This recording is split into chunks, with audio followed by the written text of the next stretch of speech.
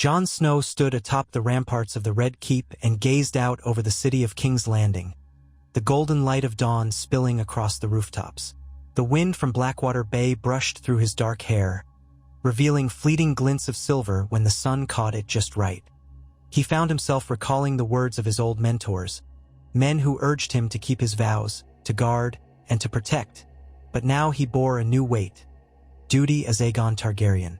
The realm was in chaos. Famine threatened, winter lingered, and rumors of rebellion swirled like crows around a battlefield. Yet even in the gloom, hope shimmered, like the first faint rays of dawn promising a new day. Jon Snow, a man known for duty, honor, and heartbreak, had come to this moment as if led by the inexorable hand of fate. He was no longer just Ned Stark's bastard, but a son of ice and fire, entrusted with the might of a legacy he had never asked for. As Aegon Targaryen, sixth of his name, he felt every burden that came with the claim. Doubts weighed heavy on his heart. He had never yearned for crowns or thrones. He had not sought the shining seat that Aerys, Rhaegar, and even Daenerys had pursued. It was thrust upon him the way winter seizes the land: relentless, inescapable, and absolute. Men once loyal to House Targaryen now looked to him as their rightful king, while others only saw a usurper who had stolen the throne from a dragon queen. He fought the memories of what Daenerys had become at the very end. Her madness, her single-minded desire to shape the world according to her vision, had cost thousands of innocent lives. He would not walk that path, even if the same blood pumped through his veins. But still, the memory of her pressed down on him, haunting him in the hush before dawn, reminding him that the Targaryen name was both revered and feared. He turned away from the city and descended the steps. Morning rays glinted off the unsheathed blades of the Unsullied guarding the corridors, though their numbers had dwindled since Daenerys's fall. The imposing pillars of the Red Keep soared overhead. Once, these halls had been inhabited by Cersei Lannister, then by a queen who believed she could break the wheel. Now, they belonged to Jon, though he wished he could stride away from them altogether. Duty tethered him there. "You have the blood of the dragon," some said, whispering that the Iron Throne needed that blood to stabilize the realm. The realm, however, was more fragile than an egg resting on a precipice, and Jon sometimes felt that his every decision made the ground shiver. In the great hall, the Iron Throne rose in front of him, an ugly seat of swords hammered together by the fires of Aegon the Conqueror's dragon. The same morning light now caught the steel edges of the throne, giving the impression it was wreathed in pale flame. Jon halted, studying it. His eyes lingered on every twisted blade. He remembered the countless times he'd heard that sitting upon that throne was like being on a bed of knives, an apt metaphor for the precariousness of power.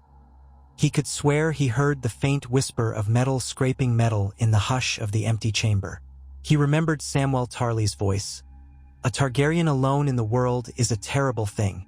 Jon prayed he was not alone. Somewhere across seas and mountains people cared for him, but he had never felt more solitary.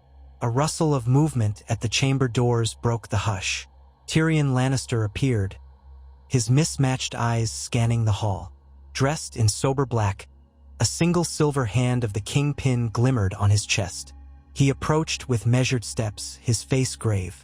The shape of his broad brow and the thin lines around his mouth spoke of sleepless nights and worries multiplied by war. He bowed his head briefly. "Your Grace," he said, his voice echoing slightly off the vaulted ceiling. Jon still felt a pang of discomfort every time Tyrion called him that. He longed for the days when they were both outcasts on the wall, bound more by survival than ceremony. "Tyrion," Jon acknowledged. His voice came out softer than he intended. Tyrion took it as permission to approach. The clack of his boots on the marble floor was the only noise between them for a moment. With a glance toward the Iron Throne, Tyrion's expression flickered between respect and veiled unease. Then he lifted his gaze to Jon. "The small council awaits you," Tyrion said quietly. "We have urgent news from the north and from the southern lords. The realm is uneasy." Jon exhaled softly. The realm was uneasy. It had been for years. The War of the Five Kings, the threat of the Night King, the fall of Daenerys Targaryen, and now the crowning of a new king whose name was whispered in half-disbelief by the populace, Aegon Targaryen. No man knew if peace could truly be found or if the seeds of discord would keep sprouting. Jon turned his back on the throne, refusing to look upon its twisted metal any longer. "Lead on," he told Tyrion. They passed through winding corridors that carried the ghosts of ancient conflicts. The walls practically breathed with memory. Dragons once soared above, forging a dynasty that spanned centuries. At the end of a corridor stood two Kingsguard knights in their gleaming armor, helms shaped to resemble dragon heads. They bowed as Jon passed. The small council chamber lay beyond, its table laden with parchments, maps, and half-eaten fruit. Sunlight fell in dusty beams through the tall windows, illuminating the austere faces of those waiting. Davos Seaworth, master of ships, stood by the window with arms crossed. The lines of worry on his face only deepened when he saw the king enter. Ser Brienne of Tarth, commander of the Kingsguard, was also present. Her posture was as rigid as the castle walls, her eyes bright with vigilance. Samwell Tarly, who had once given Jon the truth of his heritage, looked up from a scroll he was studying. His round face broke into a hesitant smile that was tempered by grave concern. The rest of the small council members shifted in their seats, acknowledging the king. This body had changed drastically over the last few months, as many had died or departed. Some had resigned to return to their own lands, believing they had served enough. Others had joined reluctantly, loyal to the Stark name or the Targaryen legacy.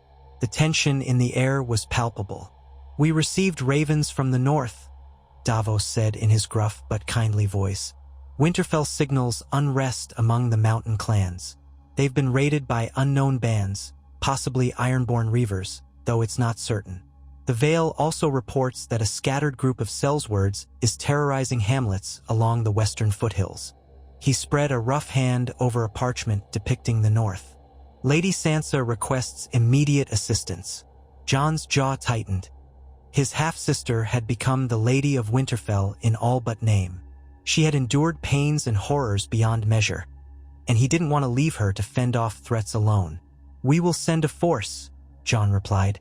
"Lord Umber and Lady Mormont can gather men, but I'll add a contingent of the royal army.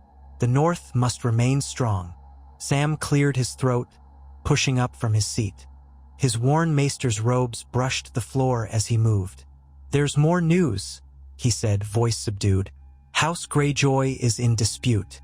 Some lords on the Iron Islands still resent Yara's leadership and are taking advantage of the realm's uncertainty to raid the northwestern coast. If we don't show a firm hand soon, they might grow bolder." A flicker of irritation crossed Jon's mind. War upon war, unrest upon unrest. Would it never end? He recalled once telling Daenerys that the only war that mattered was against the Night King. And after that, it seemed another war always rose in its place. "We'll support Yara's claim," he said at length. "She was loyal to our cause. She deserves our recognition and our aid if needed." He scanned those gathered, his gaze landing on Tyrion, who wore a contemplative frown. "What about the Reach and Dorne?" Jon asked. Tyrion sighed. "The Reach is recovering from the devastation wrought by the war. The Tyrell line is extinguished, so the region is split among various minor lords. They're jockeying for position, but for now, they remain under the crown's authority without too much conflict. Dorne is restless, always resistant to any authority beyond their borders. Prince Karen Martell is young and untested, and some of the Dornish houses grumble that your claim to the Iron Throne is tenuous." Jon almost wanted to laugh at that. Tenuous. In truth, everything about his claim felt tenuous. He stepped to the table, resting his hands lightly on the edge. The swirl of dust motes in the sunlight reminded him that time was passing, each moment slipping away. "We need stability. I do not want an iron grip on these lands. I want peace. The people have suffered enough." Tyrion's lips curved in a tight smile. "That is why we followed you," he said. "Peace might be the hardest thing to achieve, but it's worth striving for." Davos ran a hand over his close-cropped beard. "I'd say so, but we have our work cut out for us." Jon studied the map, feeling the weight of it all. He had declared peace once. He had tried to unify humanity against the threat of the others. Now, the realm demanded that same strength and leadership, only in the messy aftermath of dragons and wars. His heart clenched as he wondered if he was the right man for it. He didn't feel like a conqueror, nor did he yearn for the thrill of power. He thought often of the Wall, of the men who refused crowns and titles in favor of a greater duty.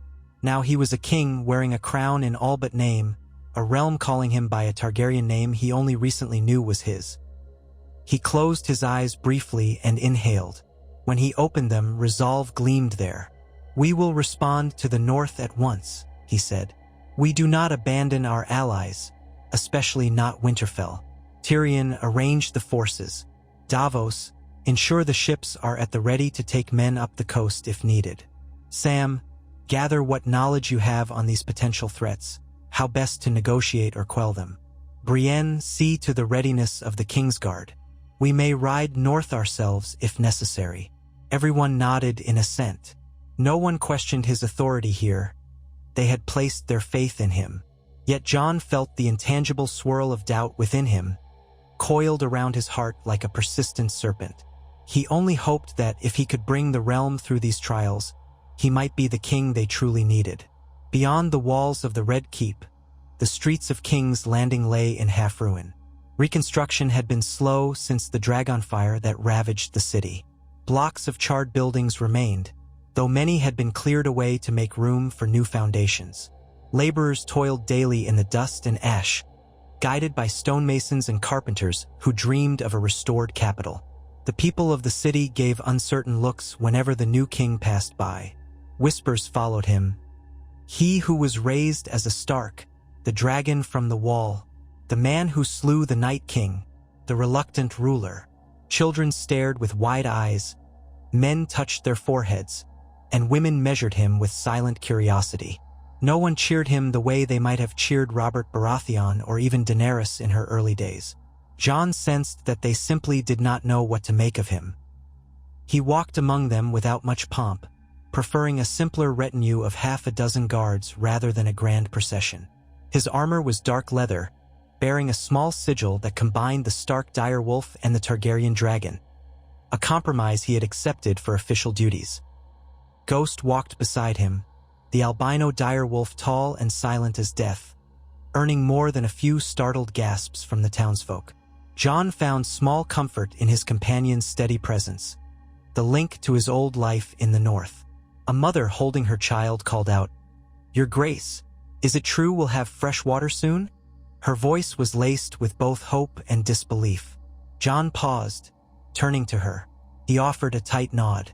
"Work is already underway to restore the aqueducts," he said. "No one should have to live without clean water." She bobbed her head in thanks, relief flooding her eyes. Jon moved on, the guards fanning around him. The stench of sewage mingled with the smell of fresh bread from a corner bakery. War or no war, life persisted in ways both beautiful and bitter. A procession of wagons rumbled past, carrying supplies from the Reach, crates of grain and barrels of wine. Street urchins ran alongside, hoping for a tossed crust. Jon made a mental note to speak with the Master of Coin about distributing food more effectively. He recalled the words of someone wise once saying, "A good king nurtures the people and fosters their prosperity, lest resentment bloom into rebellion." An old memory of Eddard Stark flickered in his mind, reminding Jon that a ruler's job was to serve, not to be served.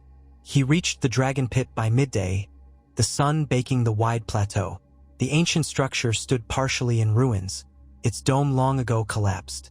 Scaffolding rose here and there as laborers attempted some form of repair. Jon had debated with his council how best to use the dragon pit. For centuries it had been a Targaryen seat of draconic power, but the dragons were gone again.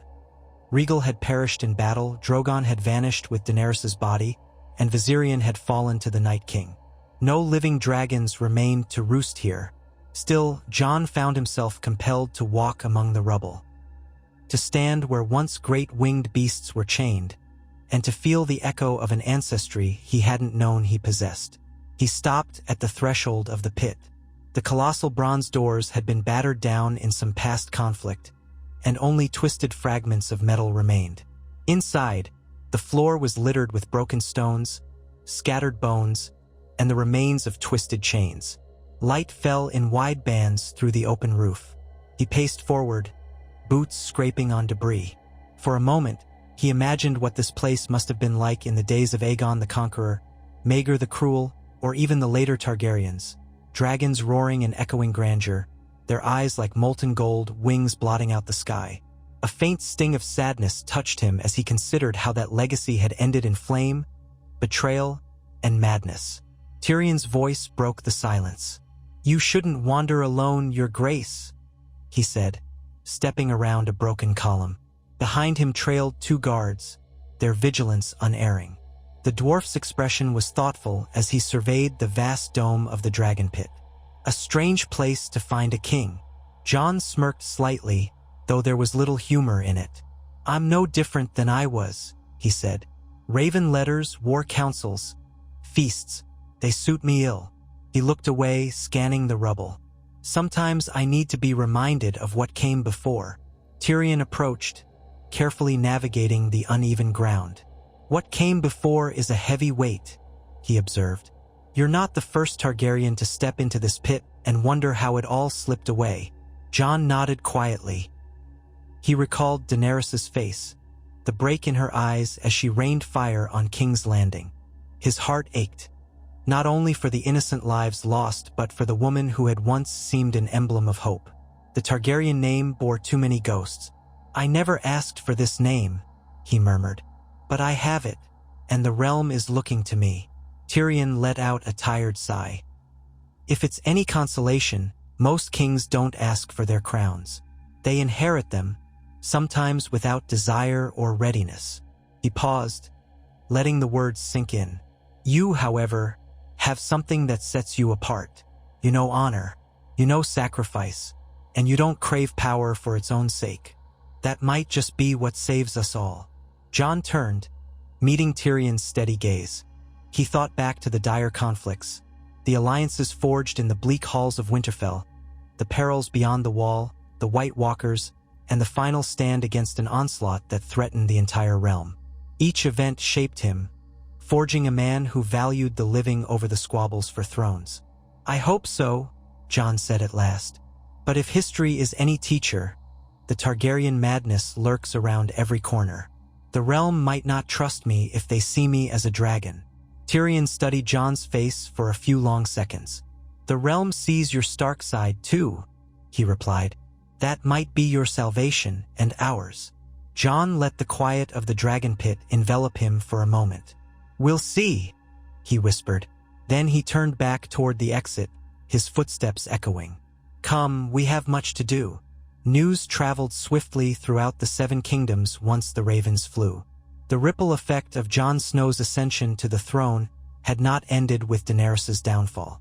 Whispers abounded in every corner of Westeros, from the shining spires of Highgarden's remnants to the scorching red sands of Dorne. Conversations in taverns and feasting halls repeated the same query. Is he truly a Targaryen? Is he truly a Stark? Will he bring peace, or another wave of war? In Winterfell, Lady Sansa paced the courtyard, noting the arrival of the first autumn snows drifting from ashen skies. She had grown into a formidable ruler, her red hair half-veiled by fur-lined cloaks.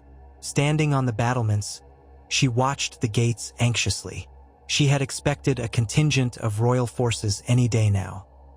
The news of raiders in the north had unsettled many lords, but the presence of the king's men would do much to calm tensions.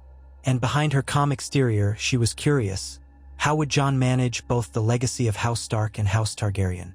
Not far from the great hearth in the main hall, Arya Stark sharpened her dagger. The quiet rasp of stone on steel mirrored her restlessness. She had returned to Winterfell after the wars, though wanderlust still tugged at her. She could not remain in any one place too long without dreaming of far-off roads. But for now, her family needed her. The North needed her. She worked the whetstone carefully, her gray eyes reflecting the blade. "Jon will do what's right," she said softly, though no one was around to hear. She repeated it almost like a mantra. When she'd been younger, she had looked up to him as her beloved brother, even if she never expected him to sit a throne, much less the Iron Throne. A small corner of her heart worried about how power changed people, but she carried faith in him, unwavering and fierce as any wolf's loyalty. At the far corner of the hall, Bran Stark, the three-eyed raven, sat by the fire, his gaze distant, his expression almost serene. He hardly spoke of the mundane realities of politics and kingship, for his vision lay beyond the present. Some in the castle found his demeanor unnerving, but Sansa trusted him. She often asked for his counsel, though his answers frequently came in cryptic remarks about fate, ravens, and old gods. Once, Sansa had pressed him about Jon's future. Bran only replied, "He stands at a crossroads, wearing ice and fire in equal measure. The realm will follow whichever step he takes." Sansa had gleaned little comfort from that, but she never doubted that Jon would step carefully. So the North waited, uncertain but hopeful, as ravens soared overhead, carrying the news that the king was on his way. Storm clouds blanketed the sky over King's Landing the morning Jon decided to march north. A brisk wind whipped the royal banners, the white direwolf and red dragon twisting together. Horses pawed the ground, knights checked their armor straps, and men-at-arms fell into ranks. Ser Brienne sat astride her charger, face stony with focus, the white cloak of the Kingsguard draped over her broad shoulders. Tyrion stood nearby with Davos, reviewing final arrangements. Though Tyrion was not marching with Jon this time, Davos would accompany the king, lending his shrewd calm to the campaign. Jon himself wore black mail and the thick cloak of the Night's Watch style that had long suited him, albeit with subtle Targaryen accents. Ghost was at his side, silent as ever, bright red eyes scanning the crowd. Jon looked back at the Red Keep, standing tall but scarred from dragonfire. He felt a pang of guilt at leaving it, even temporarily. A king's place was in his capital, was it not? But he also was a Stark bound to the north. Once again, he was torn between two worlds. Tyrion approached and bowed lightly. "Your Grace, remember that the southern lords will be waiting on word of how you handle the northern troubles. If it goes well, your approval will grow. If it goes poorly..." He trailed off, letting the possibilities speak for themselves. Jon gave a slow nod. "I know." He tightened his hold on the reins of his black destrier. "I leave the city in your hands, Tyrion." The dwarf sighed. "I will endeavor not to burn it down, your Grace." There was a faint quirk of his lips, half humor, half bitterness. "Good fortune, Jon." Davos climbed onto his own horse, adjusting gloves that had seen better days. "We should be off, your Grace, if we want to reach the Rose Road before nightfall." Jon turned to the gathered knights, men from houses both minor and great, men who had fought and bled during the wars. He raised his voice, letting it carry across the courtyard. "We ride north, to defend our people and ensure the peace we have fought for does not slip away. Stay true to your oaths, honor your brothers in arms, and remember we stand not just for a crown, but for every life that depends on our strength." A chorus of acknowledgement rose.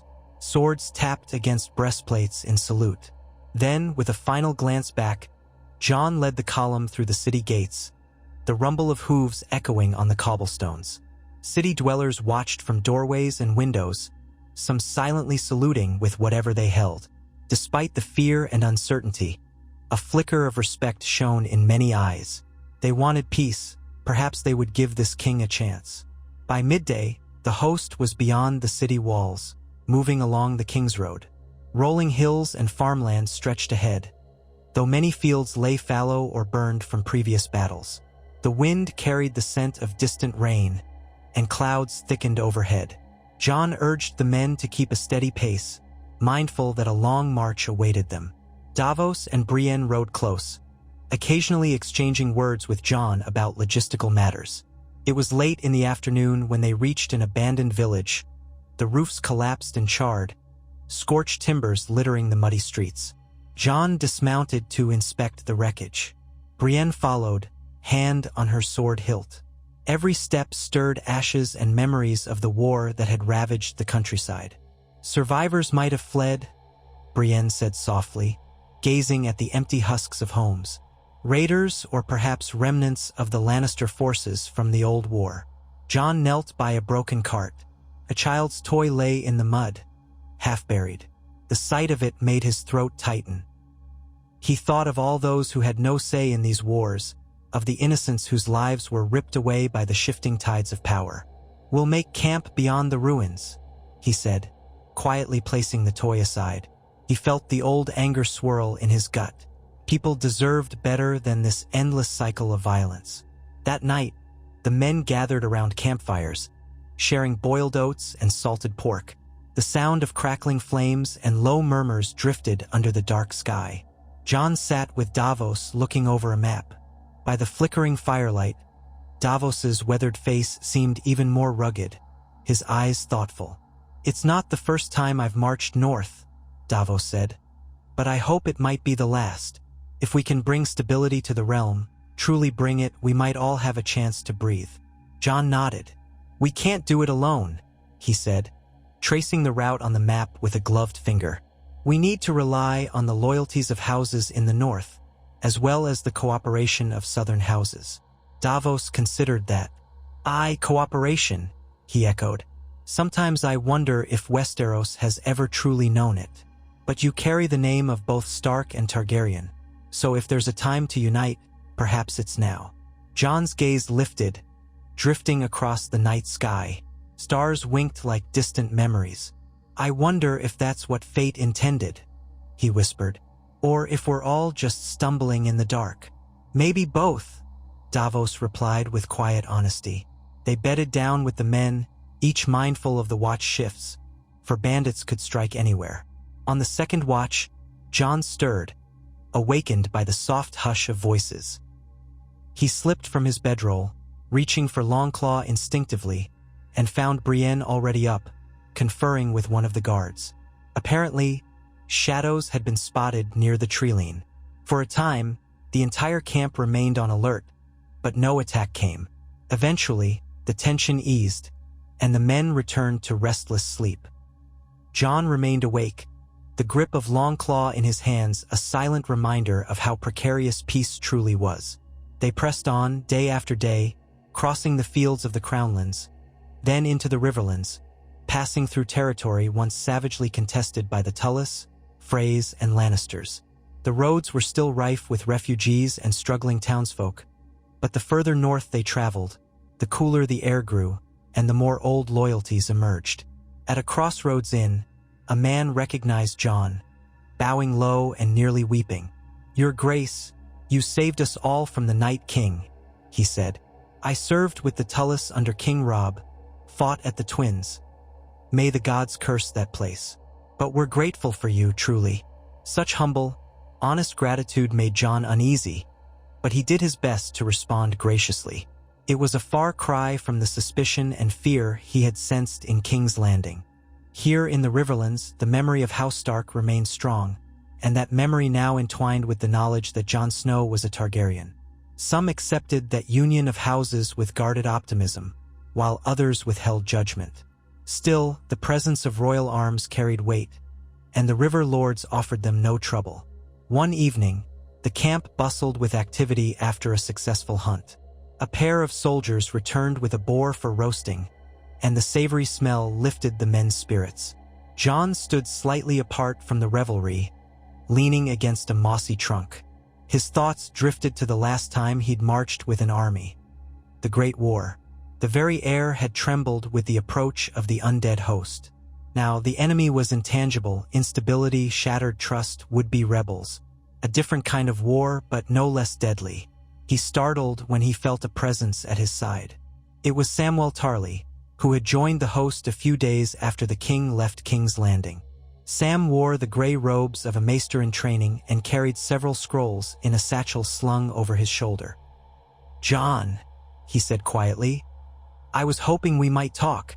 His warm face, though lined with experience, still reminded Jon of the shy steward at Castle Black. Jon inclined his head, stepping a little further from the crowd so they could speak privately. "Of course, Sam. You've come all this way. Is it about the northern raids? Sam's brow furrowed. In part, but also your heritage. I've been reading everything I can find on Targaryen rule in an attempt to offer the best counsel. I realize your situation is unprecedented. It's not often a man raised in the north sits the Iron Throne bearing the name Targaryen. A quiet laugh escaped Jon, entirely without humor. You can say that again. Sam pressed on, his tone earnest. You shouldn't feel alone, Jon. We're all here to help you navigate this. And I wanted to say that I'm proud of you. His voice trembled slightly with sincerity. I know how heavily this all weighs on you, but I've seen you in more dire circumstances, and you've always done what was right. Jon let out a breath he didn't know he'd been holding. I appreciate that, Sam. Truly. Sometimes I forget to trust myself. So many lives depend on these decisions. Sam placed a hand on Jon's arm. You carry the best of House Stark and House Targaryen. Don't doubt that. Your father, Ned, raised you with honor, and Rhaegar gave you a legitimate claim to the throne. If you can blend that sense of honor with the cunning and majesty of the dragons, perhaps the Seven Kingdoms can finally know peace. They stood in reflective silence for a moment, the light from the cooking fires flickering across their faces. In the distance, men laughed and joked, some even singing snatches of old ballads. Jon felt a rare sense of hope. He thought of the vow he made at the wall. I am the shield that guards the realms of men. Maybe, in a strange way, that vow still guided him even from the seat of a king. Several days later, the host arrived at Moat Cailin, the ancient fortress that had guarded the entrance to the north for centuries. Its moss-cloaked towers rose from the swampy terrain, watchful and austere. Ravens had flown ahead, so the garrison at Moat Cailin had prepared a modest welcome. The tall gates stood open, and banners bearing the direwolf fluttered in the stiff breeze. Jon's heart constricted at the sight of the Stark sigil. Here was a place older than memory, steeped in the traditions of the first men, a bulwark of the north. Though he now bore the name Targaryen, this land of bleak moors and long winters still felt like home. When he dismounted, the commanding officer, a grizzled man named Ser Roderick Holt, bowed low. Welcome home, Your Grace. Jon accepted the greeting with a curt nod. He cast his gaze about the courtyard, which was in decent repair, considering the fortress's age. Women in simple furs bustled about with bread and hot broth to offer the weary soldiers. The men murmured thanks, grateful for the respite. Jon took a moment to speak with Holt about the current threats. According to reports, the raids near the mountain clans had slowed, possibly deterred by the rumors of the king's approach. Still, they were not entirely quelled. As dusk settled, Jon stood on the battlements of Moat Cailin, staring out at the swampy expanse. The air smelled of peat and standing water. Ghost prowled at his side, letting out a soft huff. A single torch flickered beside them. Sam joined him a short while later, rummaging in his satchel for a scroll. I have something you may want to see, Sam said, looking a little sheepish. Jon raised an eyebrow. What is it? Sam unfurled a parchment. It's a piece of Rhaegar Targaryen's writing, preserved in a private collection in Old Town. A snippet, really part of a letter he wrote about the prophecy of the prince that was promised, and the concept of ice and fire. Sam's voice dropped in reverence. He wrote that the union of the dragon and the wolf would give rise to a new dawn. He believed his line, combined with Stark blood, might be the key to saving the realm.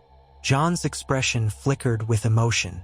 He recalled the existential threat they had faced, how he and Daenerys together had ultimately helped bring about the downfall of the White Walkers. But Daenerys had paid a terrible price, and so had King's Landing.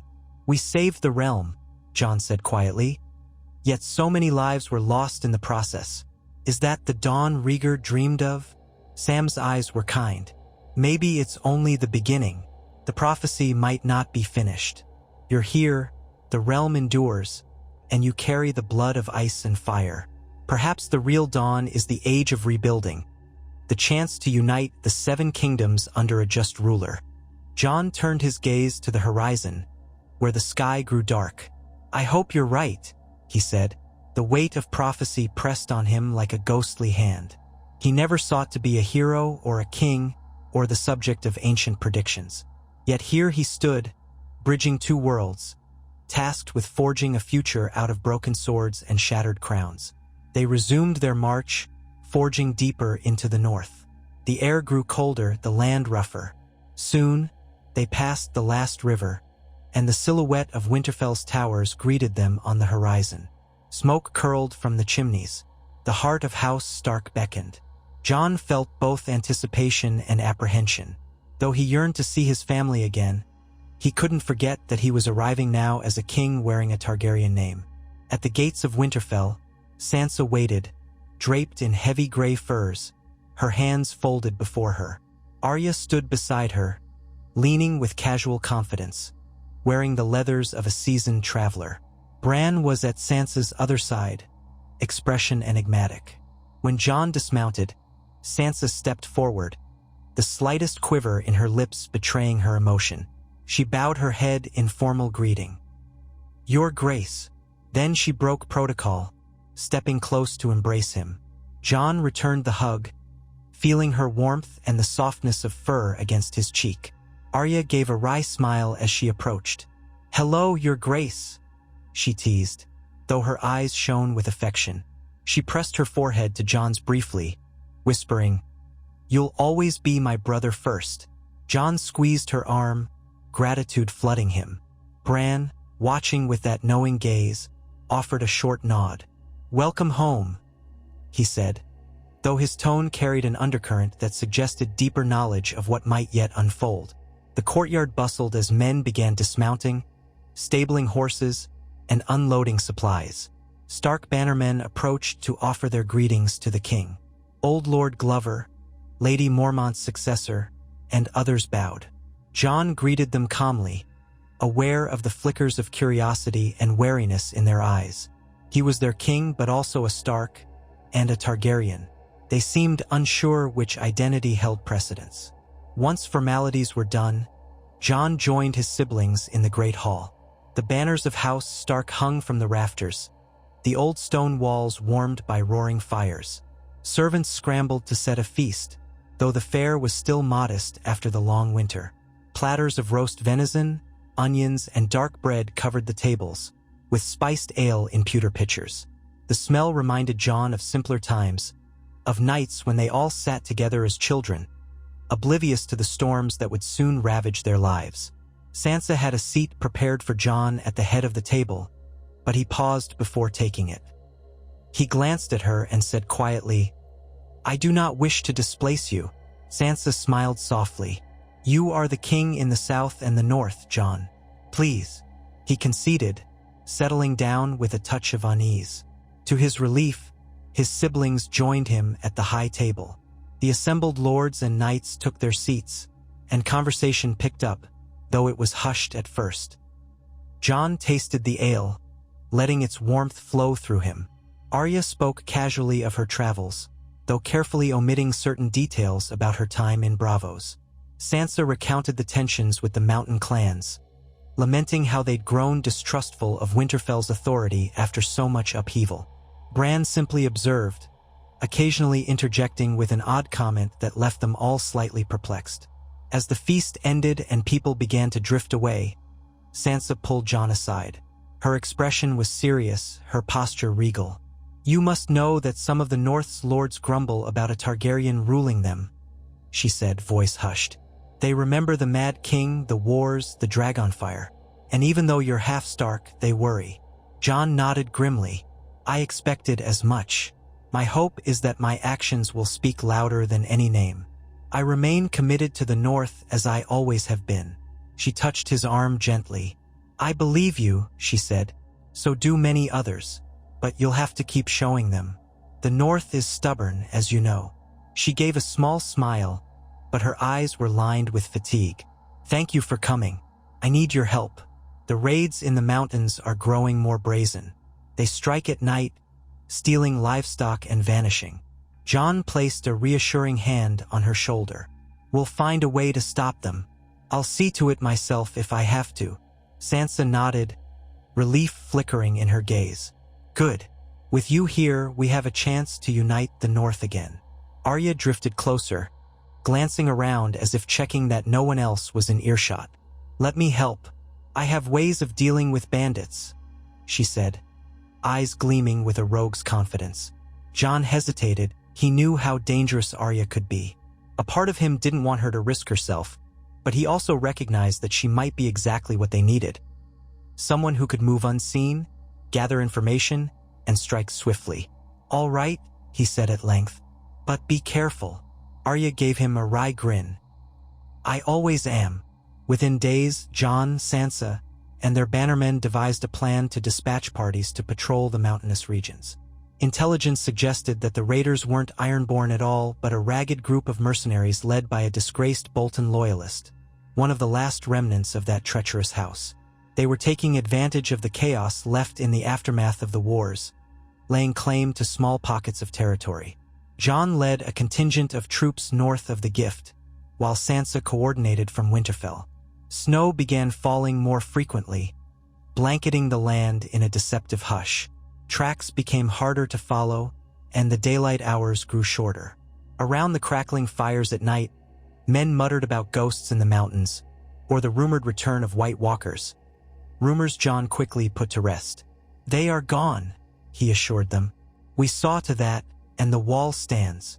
But the men's eyes still flicked nervously to the horizon, for the memories of that threat were too recent. Riding through a narrow pass one morning, Jon found the remnants of a sacked village. Houses burned, bodies left in the snow, and no sign of survivors. He clenched his jaw at the cruelty. Davos surveyed the scene grimly. So this is what they do for profit? Killing small folk who have nothing. Jon dismounted, his breath puffing in the cold air. He knelt beside a fallen woman, older, with graying hair. Her clothes marked her as a villager, not a fighter. He felt a surge of old rage, the kind he had felt when he discovered the treachery that led to the Red Wedding or the brutality of Ramsay Bolton. We can't allow this to continue, he said, voice tight. That night, in the flickering firelight of their encampment, Arya returned from a scouting mission. Her cloak was dusted with snow, and she slipped through the lines as quiet as a shadow, surprising the sentries. Jon rose to greet her. What did you find? Arya pulled down her hood, her cheeks red from the cold. They're about 5 leagues from here, in a hidden cleft near a frozen lake. Maybe 30 men, well armed. They have lookouts posted, but they're sloppy. Jon listened intently, glancing at Davos. The Onion Knight gave a slight nod, indicating readiness. We move at first light, Jon decided. We'll circle around to the west, come down the ridge, and cut off their escape. Arya's eyes glinted. I could slip in before dawn, cause some disruption. Jon hesitated, then nodded. But be careful. We'll have archers ready. Once we hear your signal, we'll move in. She smiled, a small, predatory twist of her lips, and vanished into the night. When dawn broke, pale and cold, Jon and his men carefully navigated through the sparse pines that covered the slope overlooking the frozen lake. Snow creaked underfoot, but the wind carried away much of the sound. They spotted thin columns of smoke rising from the raiders' camp, an impromptu collection of tents and lean-tos pitched against a rocky outcrop. Jon scanned the scene. One of the lookouts was awake, pacing with bored indifference. Another sat by a small fire, yawning. Suddenly, a commotion. The bored lookout staggered, clutching his throat as he dropped to his knees in the snow. The second lookout had no time to cry out. He slumped forward, an arrow through his chest. Arya's handiwork. Jon raised his sword, signaling the charge. The northern soldiers swept down the ridge, yelling the old Stark battle cries. Arrows rained onto the raiders' camp, and men scrambled for their swords.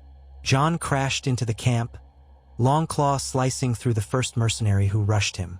Nearby, Davos coordinated a pincer movement, leading a flanking squad to prevent any escape.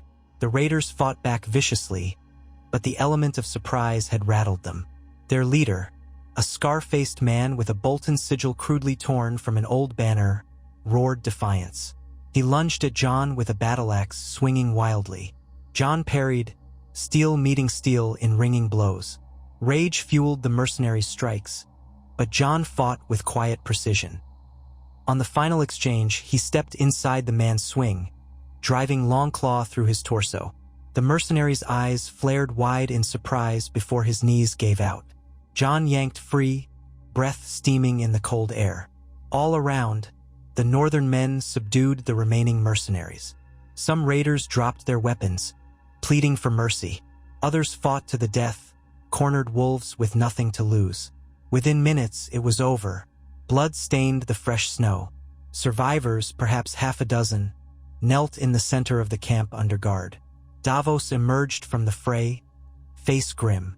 "We lost a few men," he reported quietly. "A dozen wounded, maybe more. But we got them." He nodded toward the cowering raiders. Arya stepped into view, a dagger still clutched in her gloved hand. She gave a curt nod to Jon. He sensed the adrenaline coursing through her, the lethal readiness in her stance. Jon turned to the captured mercenaries. "Why?" he demanded, voice ringing in the cold. "Who do you serve?" One man spat at the ground. "We serve ourselves, Targaryen." Jon's eyes narrowed. He knew the truth of it. Men who followed no cause but their own greed. Still, he pressed. The Bolton sigil. Was this revenge? Another survivor shrugged, trembling in the snow. "Maybe," he said, "the Boltons would rise again. That you'd never keep the North under your control. We followed for loot." Jon let out a slow breath. He could almost hear the old ghosts cackling. Ramsay, Roose, the entire legacy of that cursed house. He turned to Davos. "We'll take them back to Winterfell as prisoners. Let Sansa judge them if she wishes. We'll bury our dead, mark their names, and move on." Arya stood beside Jon as he oversaw the grim post-battle tasks. Her expression was unreadable. "You fought well," she said, tone neutral. Jon suppressed a shudder of distaste. He loathed killing, no matter how necessary it was. "Thank you," he murmured. "And you as always." He glanced at her. She looked at him with a small half-smile, her eyes reflecting a mixture of pride and sorrow. He realized that she, too, bore the scars of violence, no matter how adept she had become at it. They returned to Winterfell with the prisoners and the wounded, the weight of victory tempered by the knowledge that the North's scars ran deep. Jon presented the prisoners before Sansa. She stood on the dais in the Great Hall, her features stern, flanked by guards. The men were forced to kneel on the cold stone floor. Sansa regarded them with the icy composure that had become her armor. Each wore iron shackles, and they trembled under her gaze. "Do you deny your crimes?" she asked. Her voice rang out in the silent hall, thick with tension. One of the men, the same who spat at Jon, lunged forward with a snarl, only to be clubbed down by a guard. Another mercenary muttered a string of curses under his breath, but none offered any real defense. Their guilt was evident in every blood-stained scrap of clothing. Sansa lifted her chin, setting her jaw. "The punishment for murder, theft, and treason in the North is death." Jon stood beside her, his expression grave. He remembered how Ned Stark had taught him. The man who passes the sentence should swing the sword. Had that principle guided him here to this moment as King Aegon Targaryen? Perhaps, but he was still Jon Snow in his heart. Sansa continued, "I name you traitors and murderers. The sentence is death." She glanced at Jon, who stepped forward. Silence blanketed the hall. He looked at the men, unflinching.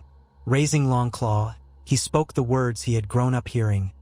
"In the name of Sansa Stark, Lady of Winterfell, I sentence you to die." His sword flashed, heads rolled, and red spattered the stone floor. The watchers shifted uneasily, but no one objected. Justice was harsh in the North, especially in times like these. Afterward, as the bodies were cleared away, Jon retreated to the Godswood. Red leaves whispered overhead, the heart tree's ancient face watching in timeless silence. Ghost padded beside him. He knelt by the tree's gnarled trunk, letting the hush settle around him. The sacred stillness reminded him of all he had loved about Winterfell as a boy. Here, There was a sense of continuity, of old magic that bound his family to the land. But he was not wholly Stark. He was Targaryen, and the realm recognized him as a king. The union of ice and fire. A swirl of memory overtook him. His mother, Lyanna Stark, whispering his name as she died. Rhaegar's legacy, Ned's promise. All culminating in the blade he wielded, the crown he bore. He bowed his head, letting out a breath. "Father," he whispered, though he wasn't sure to which father he spoke, Ned or Rhaegar. "Guide me. Help me keep them safe." The old gods offered no answer but the gentle caress of wind in the leaves. Still, he felt a slight easing in his chest, a sense that maybe, just maybe, he could uphold both legacies. He rose, running his hand gently over Ghost's white fur, and headed back through the arch of red leaves. Word of the victory spread rapidly through the north. The scattered clans took note that the king had dealt swiftly with the raiders, and some even sent emissaries to Winterfell, pledging their renewed loyalty. Slowly, the tension began to thaw, like spring sunlight on ice. Jon held councils with these clans, listening to their grievances and promising to uphold the old ways as much as the new. Meanwhile, Sansa ensured that supplies were distributed to the northern villages still recovering from the wars. Arya occasionally disappeared on what she called errands, returning with tidbits of intelligence or the occasional rumor that might threaten the North's stability. At length, with the immediate threat contained, Jon gathered his siblings and key advisors in the Old Solar. A fire crackled in the hearth, illuminating the worn banners on the walls.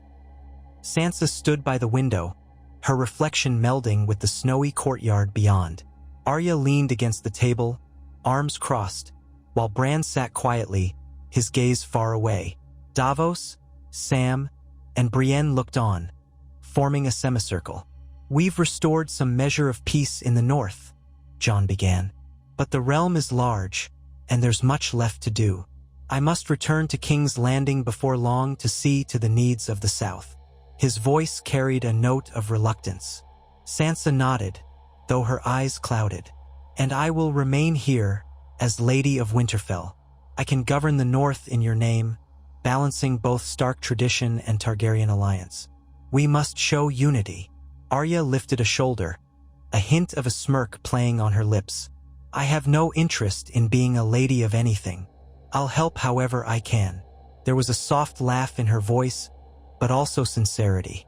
She was a Stark through and through, even if her path diverged from the typical roles. She had proven her worth 100 times over. A living weapon when needed, a cunning scout, and a fierce protector. Bran spoke at last, his voice distant. "All paths converge on the same point eventually. The realm has a chance for peace if guided correctly." His statement was as enigmatic as ever, but Jon had learned to trust that Bran's insight often carried weight beyond mortal comprehension. Jon folded his arms. "We need to strengthen alliances with the southern houses, address concerns of the Iron Islands, handle any unrest in Dorne. It's all connected. If one region suffers, eventually it ripples outward." Davos cleared his throat, stepping forward. "Your Grace, we also have the matter of the rebuilding of King's Landing. Tyrion has done what he can in your absence, but the people need a clear demonstration of your leadership. They need to know their king cares about them, not just battles in the north." Jon rubbed at the bridge of his nose, exhaustion creeping into his bones. "You're right. I'll leave a portion of the royal guard here under the command of Ser Brienne to ensure the peace. Sansa will send regular ravens." She inclined her head. "Agreed." In that moment, a swirl of emotions welled within Jon. Relief that the immediate crisis was over, sadness at leaving his childhood home yet again, and the ever-present burden of a crown he had never wanted. He wondered if this was to be his life, a perpetual balancing act between two halves of his identity, two halves of the kingdom. The king in the north, the king in the south, Stark and Targaryen. Arya broke the momentary silence with a single, pointed question. "Are you sure you want this, Jon?" He met her eyes, understanding the weight behind her words. Did he truly want to reign over the Seven Kingdoms, to bear the Targaryen name, to carry the memory of dragons and the burden of kingship? He recalled the vow he once made to abandon all titles and live out his days in the far north, after Daenerys fell. Fate had taken him in another direction. At length he simply said, "I want peace, for all of us." Arya studied him, then nodded. "Then keep going. We'll support you." They spent the next week finalizing details, ensuring that Winterfell was secure and that local governance was well structured. Sansa's calm competence shone through in every negotiation.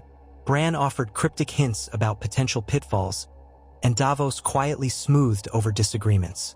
Sam pored through old texts, searching for historical precedents on how to rule a united kingdom after so much upheaval. Bit by bit, piece by piece, they built a fragile scaffolding of hope.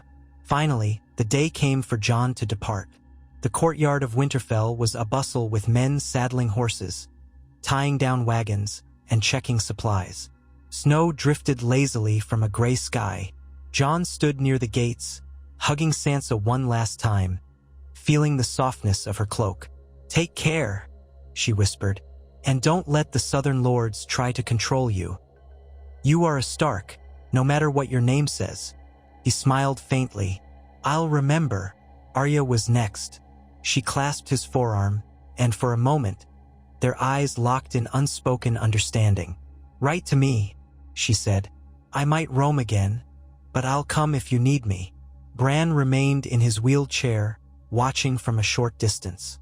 "Farewell, Jon," he murmured, though the hint of a smile on his lips suggested he already saw them meeting again, somewhere in the tapestry of possible futures.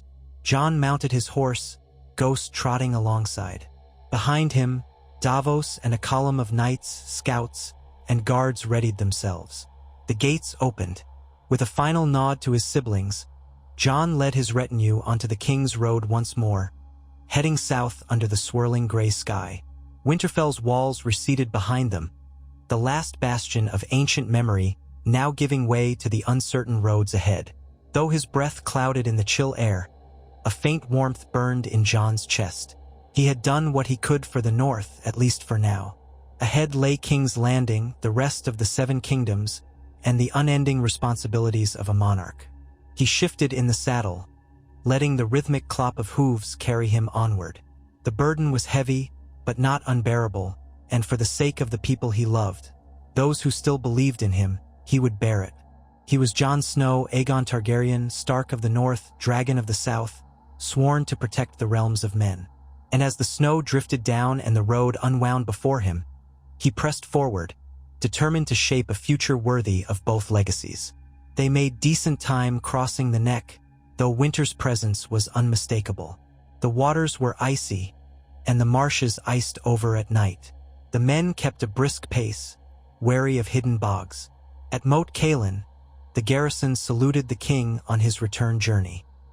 A few days later, they were clear of the swamps and back onto the broader highways of the Riverlands, where they found villages slowly rebuilding. Seeing the gradual recovery strengthened Jon's resolve. He would see the realm fully healed if it was within his power. As the party neared Harrenhal, a messenger intercepted them, a young man on a lathered horse, wearing the badge of the crown. He bowed before Jon, breathless, and produced a sealed parchment. "From Lord Tyrion, your grace," he said. "He bade me ride day and night to deliver it." Jon took the parchment, broke the seal, and read, his brow furrowed. Tyrion's words were terse. Danger in the capital. Rumors of rebellion among certain lords. Potential conspiracy. Return swiftly. Davos, noting Jon's expression, asked quietly, "Bad news?" Jon folded the parchment carefully, tension in every line of his face. "Possibly. We ride hard for King's Landing." They pressed on, leaving Harrenhal behind at a brisk pace. The threat of a new rebellion churned in Jon's mind. Who would dare? The realm was still reeling from the last war, but fear and ambition often knew no rest, especially among certain disgruntled lords. He recalled the cautionary words from the small council, Dorne's reluctance, the fractious nature of the Reach since the Tyrell's demise, and the uncertain loyalty of the Stormlands. There was also the possibility that former Lannister loyalists nursed grudges. Any faction could be biding its time to strike while the king was absent. When the spires of King's Landing finally came into view, Jon felt his heart quicken. Smoke from countless chimneys mingled with the winter sky, forming a gray haze that lingered over the city. They rode in through the gates with banners displayed, the guards saluting. The city's population had grown somewhat since the worst devastation was cleared, but the scars of dragonfire still marred entire districts. Jon saw where new structures were being raised on blackened foundations, laborers hauling bricks and timber. People stopped to watch as the king returned. This time, there were more nods of recognition, perhaps even a few cheers, tentative tokens of acceptance. The Red Keep loomed ahead. Jon dismounted in the courtyard, entrusting his horse to a stable hand. Inside, Tyrion awaited him in the throne room, pacing the polished floor. He hurried forward as Jon entered. "Your Grace, we have pressing matters," Tyrion said, barely pausing to bow. "Reports indicate that several lords in the Stormlands and the Dornish marches are scheming. They refuse to accept a Targaryen on the throne, especially one raised in the north." Jon exchanged a glance with Davos, who had accompanied him. "Which lords?" Jon asked, voice low. "Small houses, mostly," Tyrion replied. "But they have enough men to cause trouble if they unite. There's talk of calling on Associsel's words. They're calling themselves the true Baratheon loyalists, though it's nonsense. Gendry is the recognized lord of Storm's End, and he's pledged to you." Tyrion shook his head in exasperation. "Still, discontent can catch like wildfire if we don't act swiftly." Jon's face hardened. Another threat, another challenge to the fragile peace. "We will summon the relevant lords to court," he said. "I will not allow them to fracture the realm again." Tyrion gave a succinct nod. "Agreed. I've already sent messages requesting their presence to answer these rumors. Some may not come willingly, but it's a start." Jon glanced around the throne room, the towering columns, the dais with the Iron Throne perched ominously at the far end. "Good," he said. "Let's remind them that we stand for the good of the realm, not just one house." Despite his determination, Jon could not ignore the gnawing feeling inside him. Would it never end? The wheel that Daenerys had spoken of, houses rising and falling, crushing those beneath, seemed to keep turning no matter who sat the throne. He swallowed his frustration. If peace was to be won, he would have to fight for it in every sense. Diplomatically, militarily, morally. In the days that followed, lords arrived in trickles, some with large retinues, others alone. They were met with guarded courtesy by the royal guards, then escorted to chambers within the Red Keep. Gendry Baratheon, newly confirmed as Lord of the Stormlands, came as well. The black-haired smith-turned-lord wore fine clothes now, though his muscular frame hinted at his forging past. He greeted Jon with a respectful bow but quickly showed his easy grin. "I'm at your service, your grace," he said. "Anyone in the Stormlands stirring up trouble hasn't bothered to speak with me." Jon clasped Gendry's arm. He remembered how they'd been allies against the White Walkers, forging a bond born of dire necessity. "I appreciate your loyalty," Jon said. "It seems some in your land aren't so loyal." Gendry scowled. "Then let's show them they're wrong. House Baratheon stands with the crown." A day later, a delegation from Dorne arrived, led by Prince Caron Martell, a youth barely into his 20s, flanked by older advisors. Jon received them in the throne room, seated on the Iron Throne at Tyrion's urging. He hated the seat, but Tyrion insisted that appearances mattered for these Southerners. The metal pressed uncomfortably against his back. "Prince Caron," Jon greeted. Martell inclined his head with a measured formality. He wore the traditional flowing robes of Dorne, emblazoned with the sun and spear sigil. His voice was soft but carried a distinct edge. "Your Grace, I come to renew Dorne's treaty, provided our autonomy is respected. Dorne has always valued its independence." His older advisor, a tall woman with streaks of silver in her black hair, watched with hawk-like intensity. Jon nodded. "The crown does not seek to disrupt your traditions or your governance. We only ask that you honor the peace." Prince Karen studied Jon's face for a moment. Then may we find harmony. Tyrion spoke next, navigating the details of tariffs and trade routes. Jon allowed himself a slight sense of relief. So far, so good. But the real test would be dealing with the rebellious faction in the Stormlands. When at last the day arrived to hold council with the rumored dissidents, Tyrion and Davos ensured the Red Keep security was tightened. The great hall thrummed with tension. Lords stood in clusters, some wearing Stormland sigils, others from the Crownlands, the Westerlands, or Dorne. Jon sat upon the Iron Throne, flanked by Brienne and 2 other Kingsguard knights. Tyrion stood by his side, ready to speak on his behalf if needed. A herald announced the entrance of Lord Hollis Burnwood and Lord Colton Grandison, among others. They stepped forward, wearing reluctant expressions. Burnwood had gray hair and carried himself stiffly, while Grandison was a portly man with nervous eyes. They bowed, but only barely. Jon regarded them coolly. "My lords," he said, "there are reports that you conspire to raise arms against the crown. Have you an explanation?" Burnwood cleared his throat. "Your Grace, we have concerns about a Targaryen on the throne. The Storms remember the war with your house generations ago. Fire and blood once rained down on the Stormlands." Grandison quickly added, "We lost many men, many lands destroyed. The memory lingers, sire. We merely seek to ensure our lands and families are protected." Jon's voice remained steady, but a faint edge crept in. "House Baratheon has bent the knee. Gendry Baratheon stands as Lord of Storm's End, loyal to the crown. If you have grievances, you should address them openly, not plot treason in shadows." Some of the Stormland's knights stirred uneasily. Gendry, standing near the dais, frowned. "If you wanted to know about me, you could have come," he said bluntly. "I've no wish to see the Stormlands suffer again." Tyrion stepped forward, clearing his throat. "The crown is prepared to hear any legitimate concerns. But if you've been raising funds for mercenaries to fight the king, that is treason. So I ask you plainly, do you wish to continue down this path?" A hush fell. Burnwood looked at Grandison, who shifted from foot to foot, sweat beading on his brow. At last, Burnwood spoke.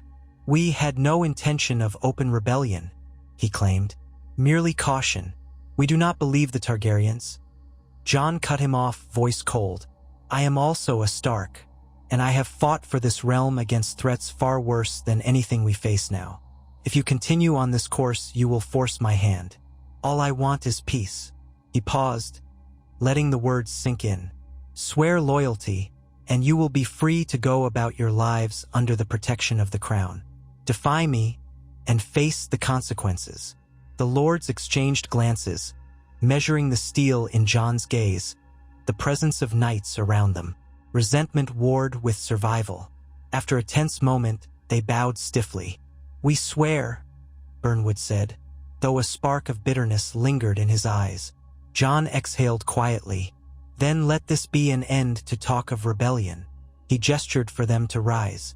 "Speak with Lord Tyrion about the proper channels for your grievances. If your lands require assistance rebuilding, we can discuss that.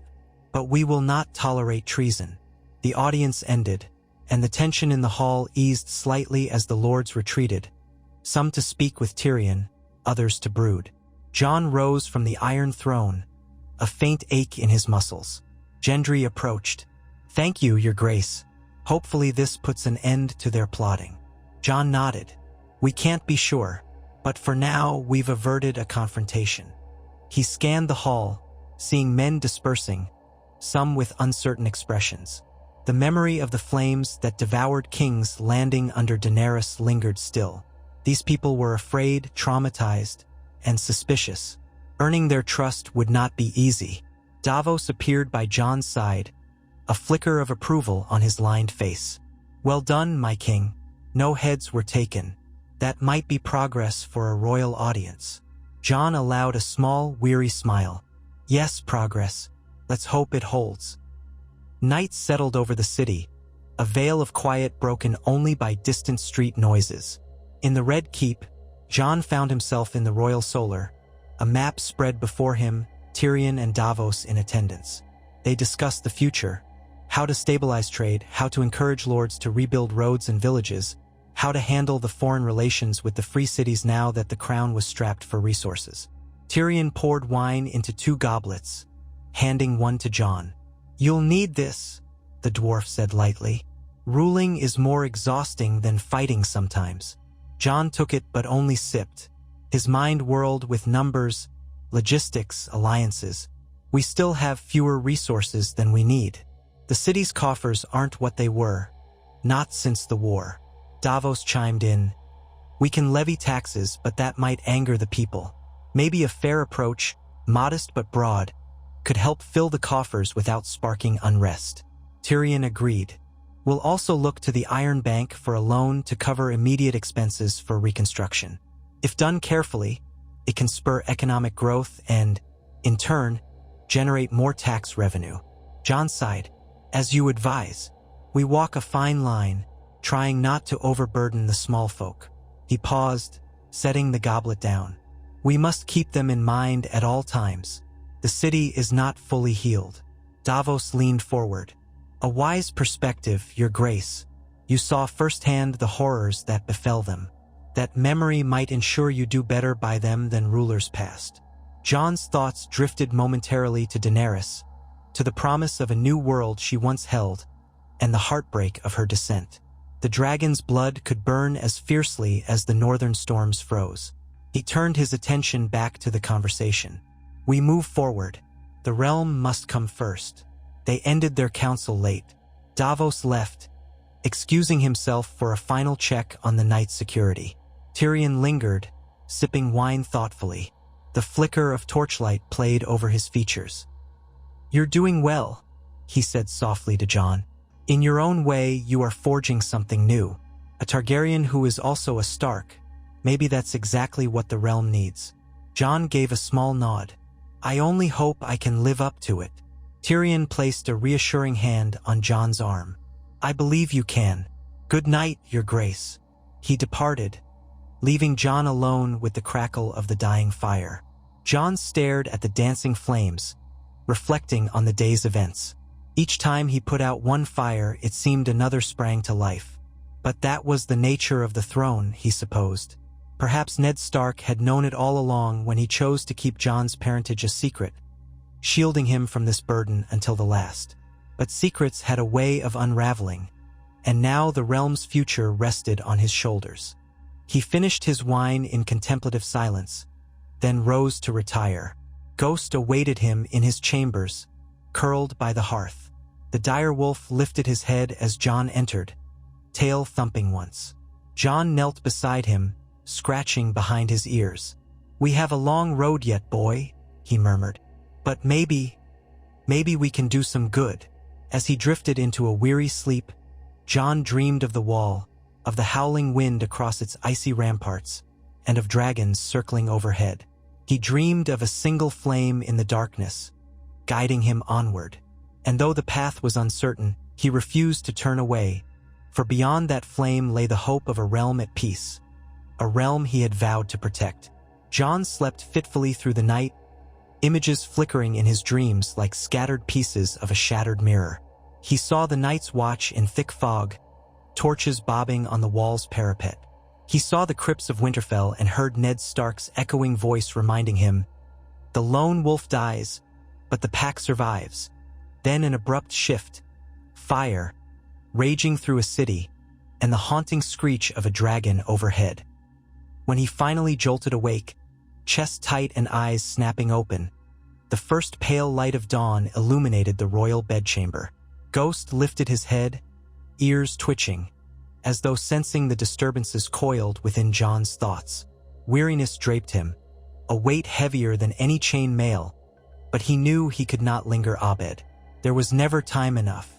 Rising, he dressed for the day, donning muted leathers beneath a black and silver surcoat. The design upon his chest blended the direwolf of House Stark and the three-headed dragon of House Targaryen, the very same emblem used in official seals now. Sometimes, when Jon looked down at that symbol, he felt as if two halves of himself were stitched together by a thread fine as spider silk. One tug in the wrong direction, he feared, might tear it all apart.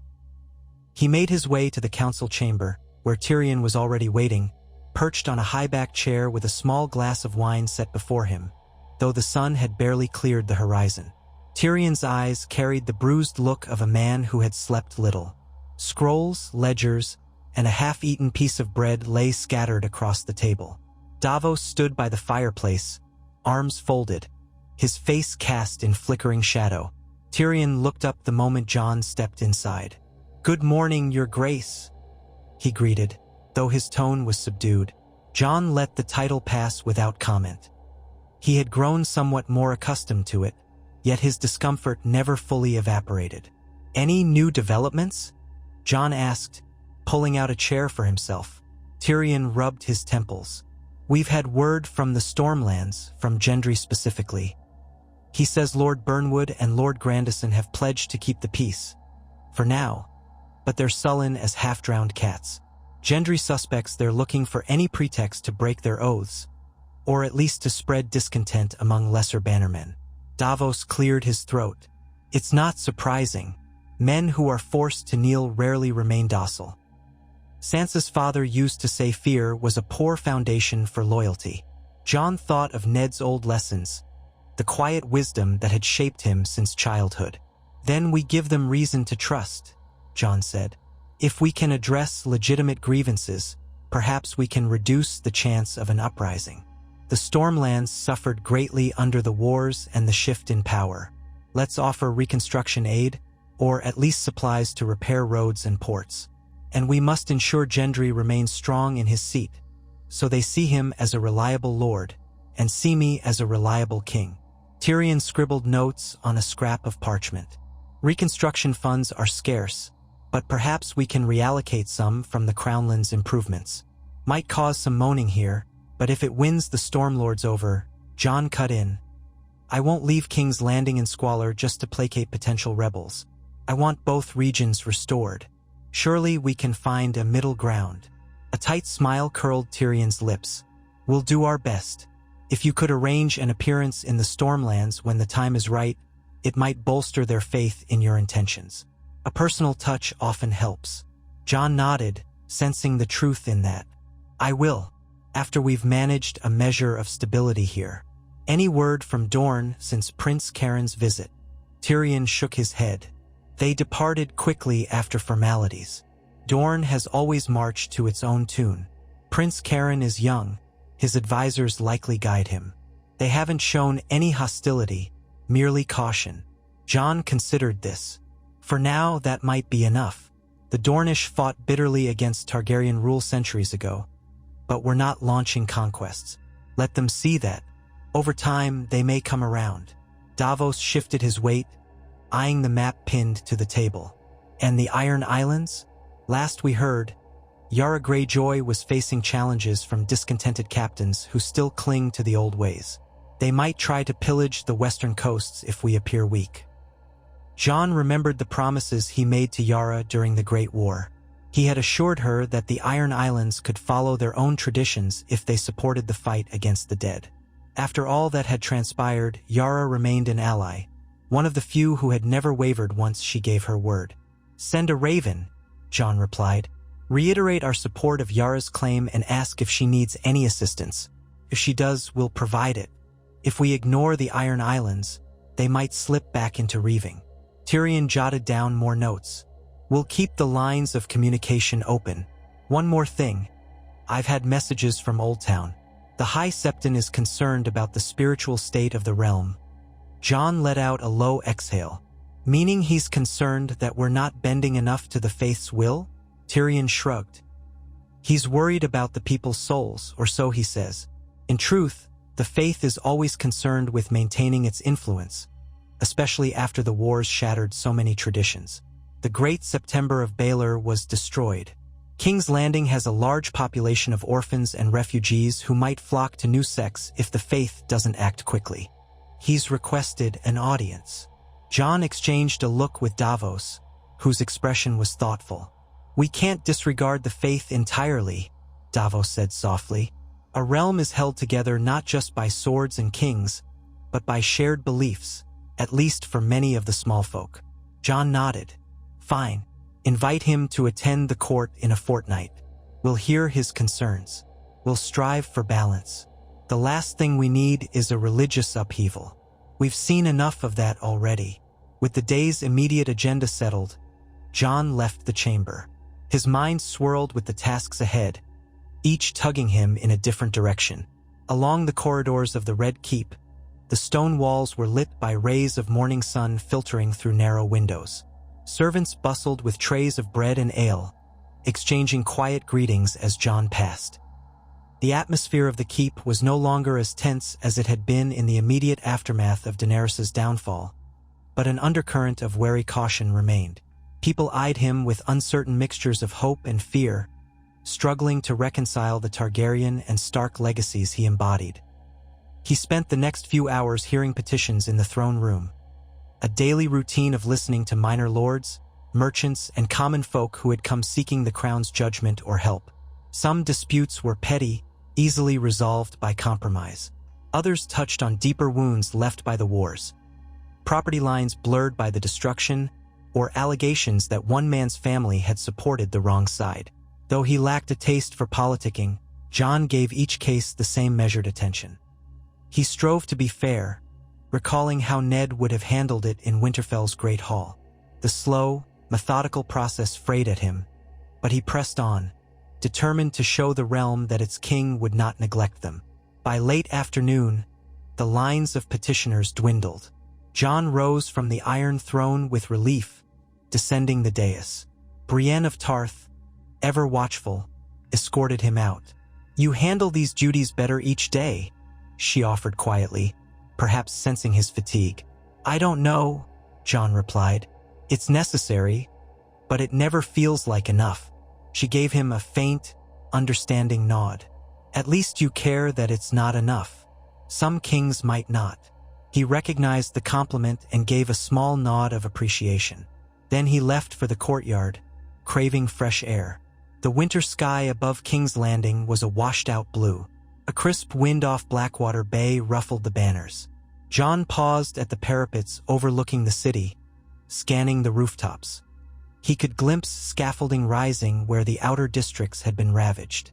Here and there, new hovels appeared amid the rubble, families trying to rebuild. It would take years, maybe decades, before the city truly recovered. He remembered the day he arrived in King's Landing with Daenerys, the hush that fell over the crowd as she soared above them on Drogon's back.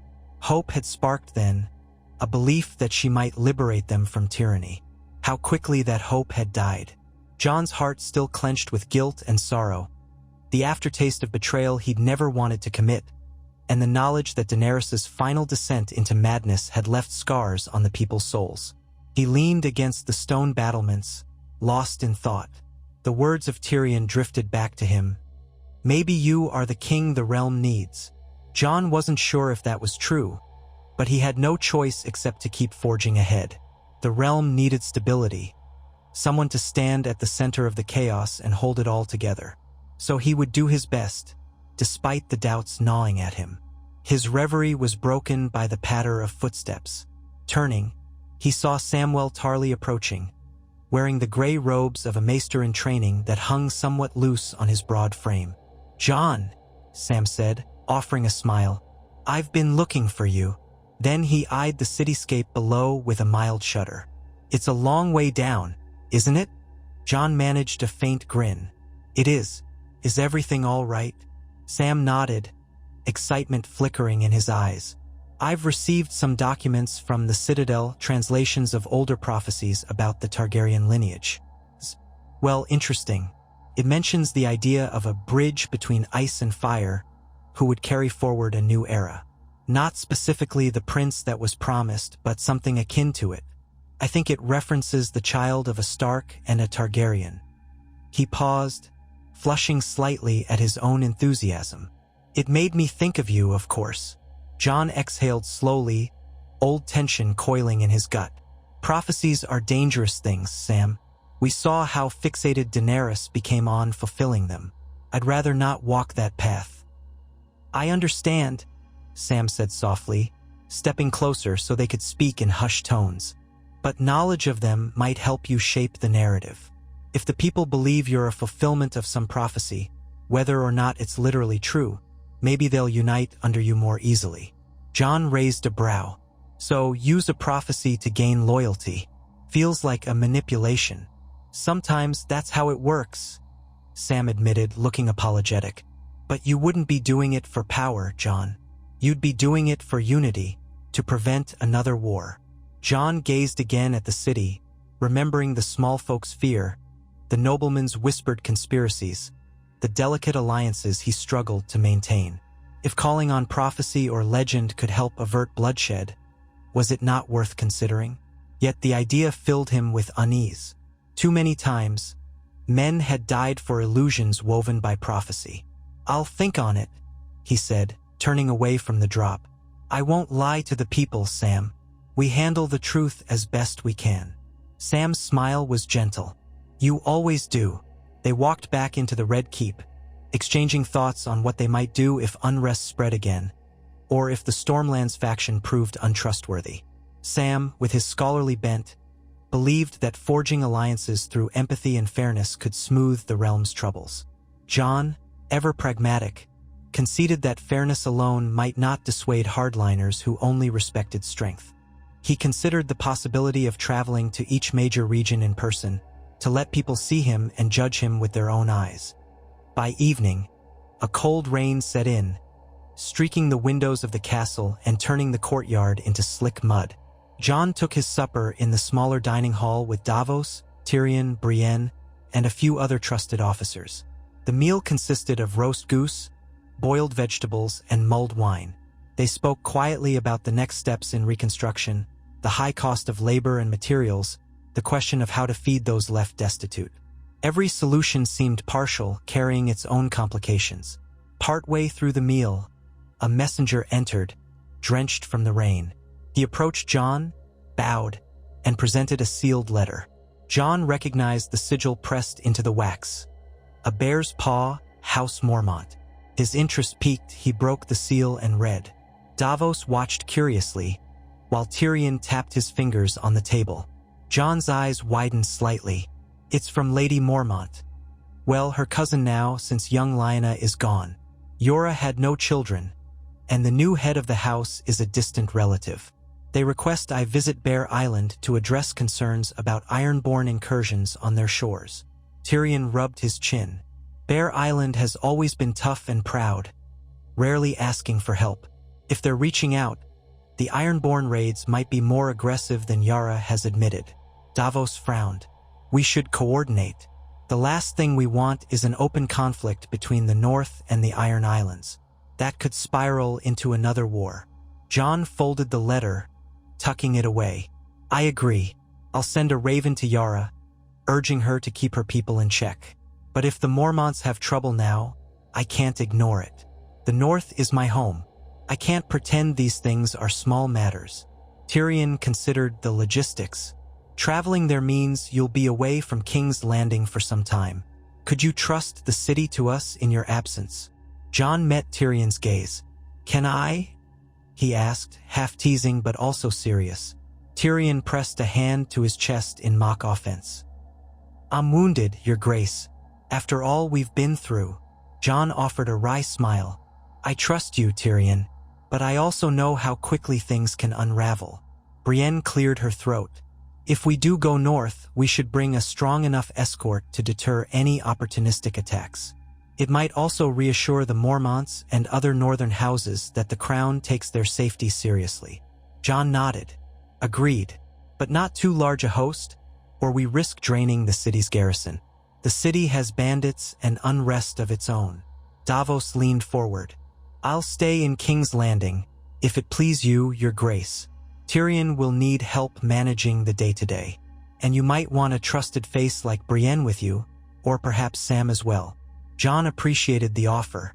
Very well. Brienne, will you come with me? I value your counsel, and your sword. Brienne gave a single nod. I will, Your Grace. And Sam? Jon asked. Sam blinked in surprise. Me? Bear Island? Well, I suppose I could come. The Mormonts are a proud family, and I might learn more about their archives, or any hidden lore. Besides, I'd like to see the North again." Jon's lips quirked. "Then it's decided. We leave within the week. Tyrion, Davos, you'll remain here and continue stabilizing the city. Keep me informed of everything." They ended the meeting with the clatter of dishes and quiet goodnights. Jon returned to his chambers, Ghost padding alongside. He wrote a succinct reply to House Mormont, informing them of his imminent arrival. He also penned a personal letter to Yara Greyjoy, inquiring about the raids and urging restraint among her captains. He signed it simply, Jon Targaryen, King of the Seven Kingdoms, though the name still felt strange beneath his quill. In the silence of his chamber, broken only by distant thunder, Jon contemplated the journey north once more. Every time he returned to that land, he felt both solace and an ache, a reminder of simpler days and of everything he'd lost. But as a Targaryen, he could never truly be just a northern lord again. The Iron Crown was a chain he couldn't remove. Sighing, he extinguished the candle and let darkness claim the room, lulled by the hushed breathing of Ghost. Days flickered by in a blur of preparations. The traveling party assembled. A modest force of 50 knights and men-at-arms, along with a handful of wagons carrying provisions and winter gear. Jon wanted no illusions of a grand royal progress, but he also understood they needed enough swords to look formidable and deter potential trouble. Brienne oversaw the selection, choosing stalwart veterans she trusted not to flinch at the harshness of the north. The morning of departure arrived cold and bright, the sky a crisp blue. Jon stood by the Red Keep gates, adjusting his cloak's clasp, the black fur thick enough to block the brisk wind. Tyrion approached, offering a final bow. "Take care, Your Grace. Though Bear Island might be safer than this nest of vipers," he joked, sweeping a hand to indicate the capital. Jon managed a slight grin. "Watch your back anyway. If you need me, I'll send a raven," Tyrion finished. "I know. Go with the gods' blessings. Bring us back a calmer north." Davos was next to bid farewell, offering a gruff handshake. "Good luck, Jon. I'll keep the city together while you're gone. Just hurry back, so I don't have to solve every single dispute alone." Jon clasped Davos's shoulder gratefully. "Thank you, my friend." Then he swung into the saddle of his black destrier. Ghost hovered at his flank, earning wide-eyed stares from bystanders. Sam joined the group, somewhat awkward on horseback, but determined. Brienne took her place near Jon, scanning their surroundings with cool vigilance. At Jon's signal, the column moved out through the gates, the sound of hooves echoing on the cobblestones. They wound through King's Landing streets, where onlookers paused their daily tasks to watch the king depart. Some bowed or curtsied, others merely stared. Jon returned brief nods. It felt surreal seeing the capital from horseback under the formal mantle of kingship. When he'd first come south, it had been as a supposed bastard, an emissary of the north begging help against the White Walkers. Now he wore a crown in all but ceremony. They passed the city walls into open countryside, where the fields and orchards showed signs of winter's approach. Sparse patches of snow lingered. Frost clung to the bare branches of fruit trees. Sam shivered under his cloak, clearly unused to extended travel in the cold. Brienne looked entirely unfazed. She'd grown up in Tarth, after all, but had spent long enough traveling across Westeros to weather almost any climate. By the time they reached the Rose Road branching north toward the Crownlands, the sun was high, and the men shed layers as they rode. Conversations sparked among the knights. Jon listened occasionally, hearing them speculate on northern customs, on the wildness of Bear Island. Some were uneasy about traveling so far into the northern seas. Others boasted of their readiness. Jon let them talk, silent as he guided his destrier along the well-trod path. They made camp that night by a shallow stream. Jon insisted on minimal pomp, helping to set up his own small tent. The men gathered around fires, cooking stews from dried meats and vegetables. Ghost prowled the perimeter, occasionally stopping to sniff the wind. Sam asked Brienne for sword lessons. He claimed he wanted to stay sharp, though he looked anxious about the idea of fighting at all. Brienne obliged, offering patient instruction. Jon watched them for a time, reflecting that these small scenes of camaraderie were often overshadowed by the bigger worries of kingship. But in these fleeting moments, he felt a semblance of closeness to his old life at the Wall, where every man was needed, no matter his background. Later, as he lay on his bedroll within his tent, he noticed how the sky outside was awash with stars, far clearer than the haze over King's Landing. It brought back memories of the North's brilliant night skies. It almost felt like going home. They pressed on in the morning, covering ground steadily. The terrain began to shift from rolling hills to flatter stretches of grassland, then to the marshy surroundings of the neck. Moat Caelan's gray ramparts soon came into view, towering above the boggy fields. The garrison there recognized Jon's banners at once, throwing open the gates. The sight of the old fortress stirred a tug in Jon's chest. He had passed this way not long ago during the raids in the north.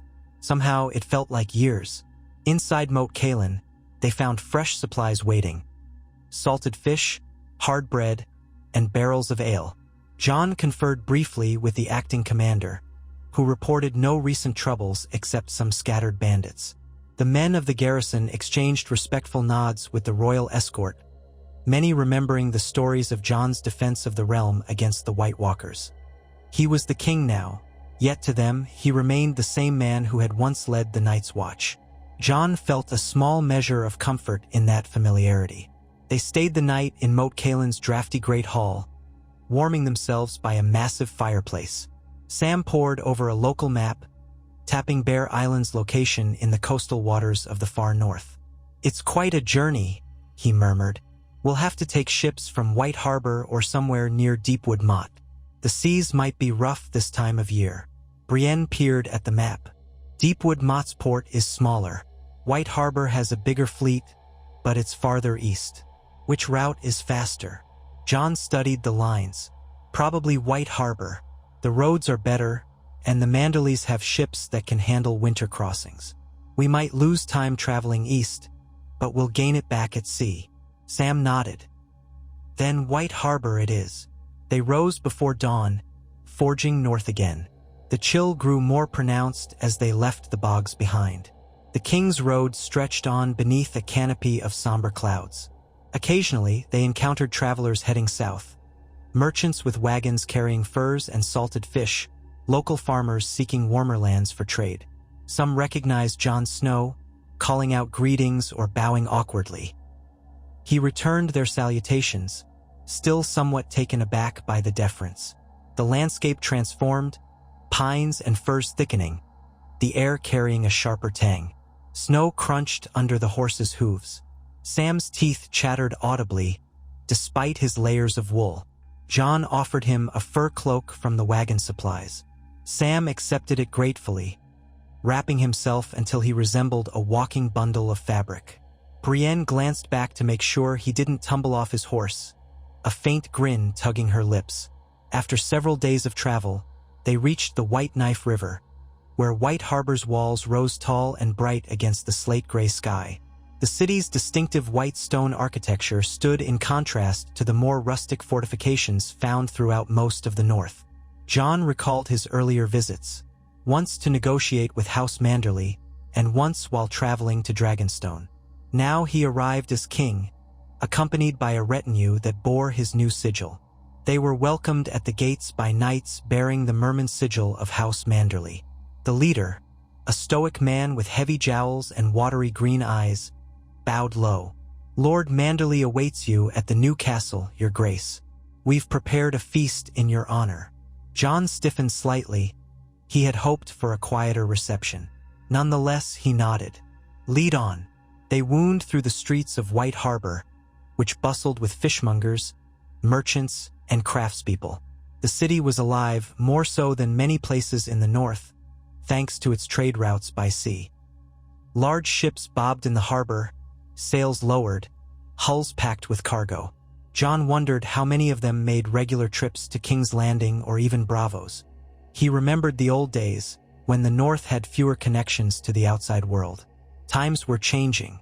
In the courtyard of the new castle, House Manderley's seat within the city, they dismounted, servants rushing to help stable their horses.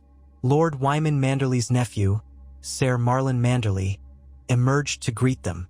He was a tall, broad man with the bearing of a seasoned warrior. Bowing to Jon, he said, "Welcome, your grace. My lord uncle is unwell. Age and gout, you see, but he insists on hosting you for supper in the great hall." Jon nodded.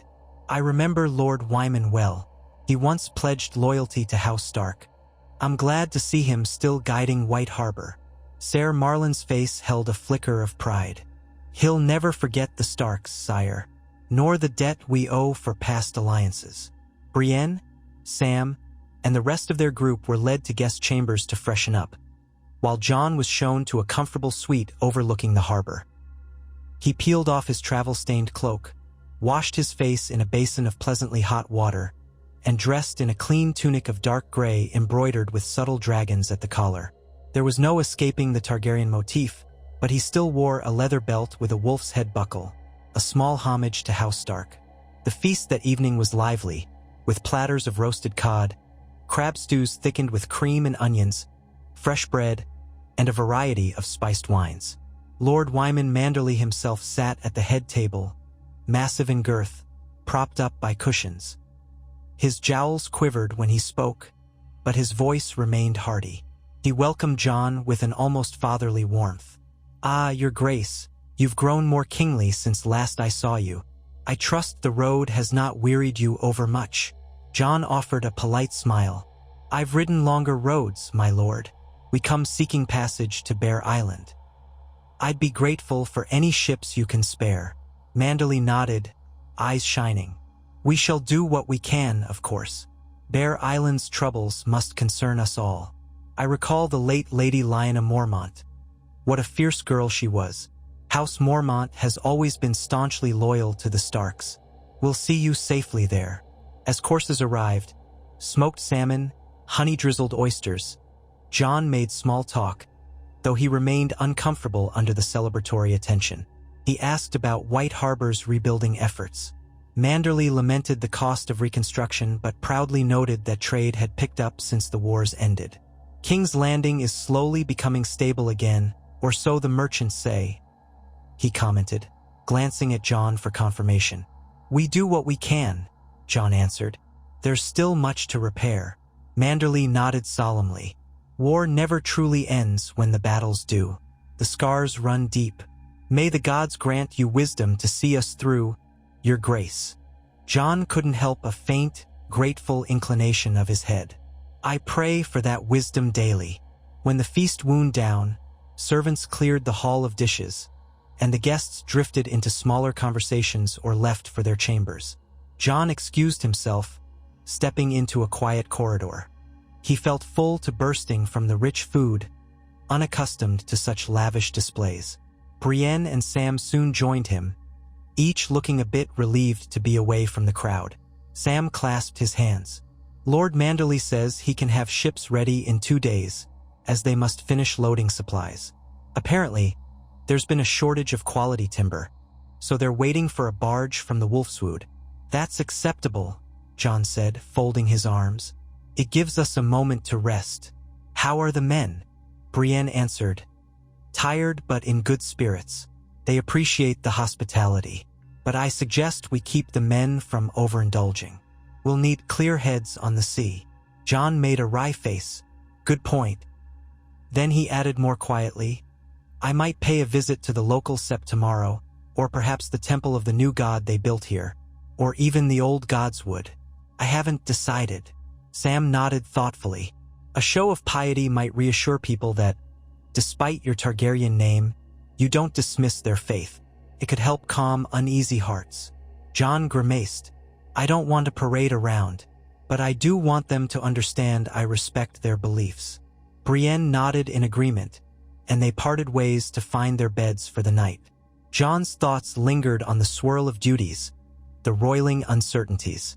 The heavy meal settled uneasily in his stomach. Yet, as he slipped between warm furs, he took comfort in being nearer to the north, feeling the crispness of the air, remembering the resilience of its people. In some corner of his heart, it was still home. The following day, Jon rose early to wander the city. He dressed in more modest clothing, thick leathers and a plain cloak, the hood pulled low. Only a few guards trailed him, while Brienne and Sam explored separately. He wanted a sense of White Harbor's pulse, without the formality of a royal procession. The streets bustled with fish vendors calling out their catches of the day: haddock, salmon, eels. Fishermen mended nets on the docks. Jon overheard them discussing the choppy seas and complaining about the cold snap that threatened an early freeze. He passed a modest sept with a carved stone facade depicting the seven. Candles burned inside, their warm glow spilling onto the steps. A few worshippers knelt in prayer, while a septon in white robes murmured blessings. Jon lingered at the threshold, memories of the faith swirling in his mind. How he had grown up worshipping the old gods in Winterfell's godswood, never truly embracing the seven. He recalled the tumultuous days in King's Landing when the faith militant rose under the High Sparrow. So much conflict. Sighing, he placed a small coin in the alms box and moved on. At midday, he reunited with Sam and Brienne near a bustling market square. Sam was biting into a meat pie, blinking with contentment. Brienne stood with arms folded, scanning the crowd. "Find anything interesting?" Jon asked Sam. Sam quickly finished chewing. "I spoke to an old fisherman who claims the waters near Bear Island have been more turbulent than usual. Harsh storms, he says, worse than any in recent memory. He suspects a cold front from the shivering sea might be merging with coastal currents." Jon furrowed his brow. "That might complicate our voyage." Brienne's eyes narrowed with concern. "It could. Storms can turn deadly in these latitudes." Jon gazed across the harbor, where gulls wheeled overhead. "We'll remain cautious. We can't not go." The Mormonts asked for our help. Before they could discuss further, a commotion broke out in the square.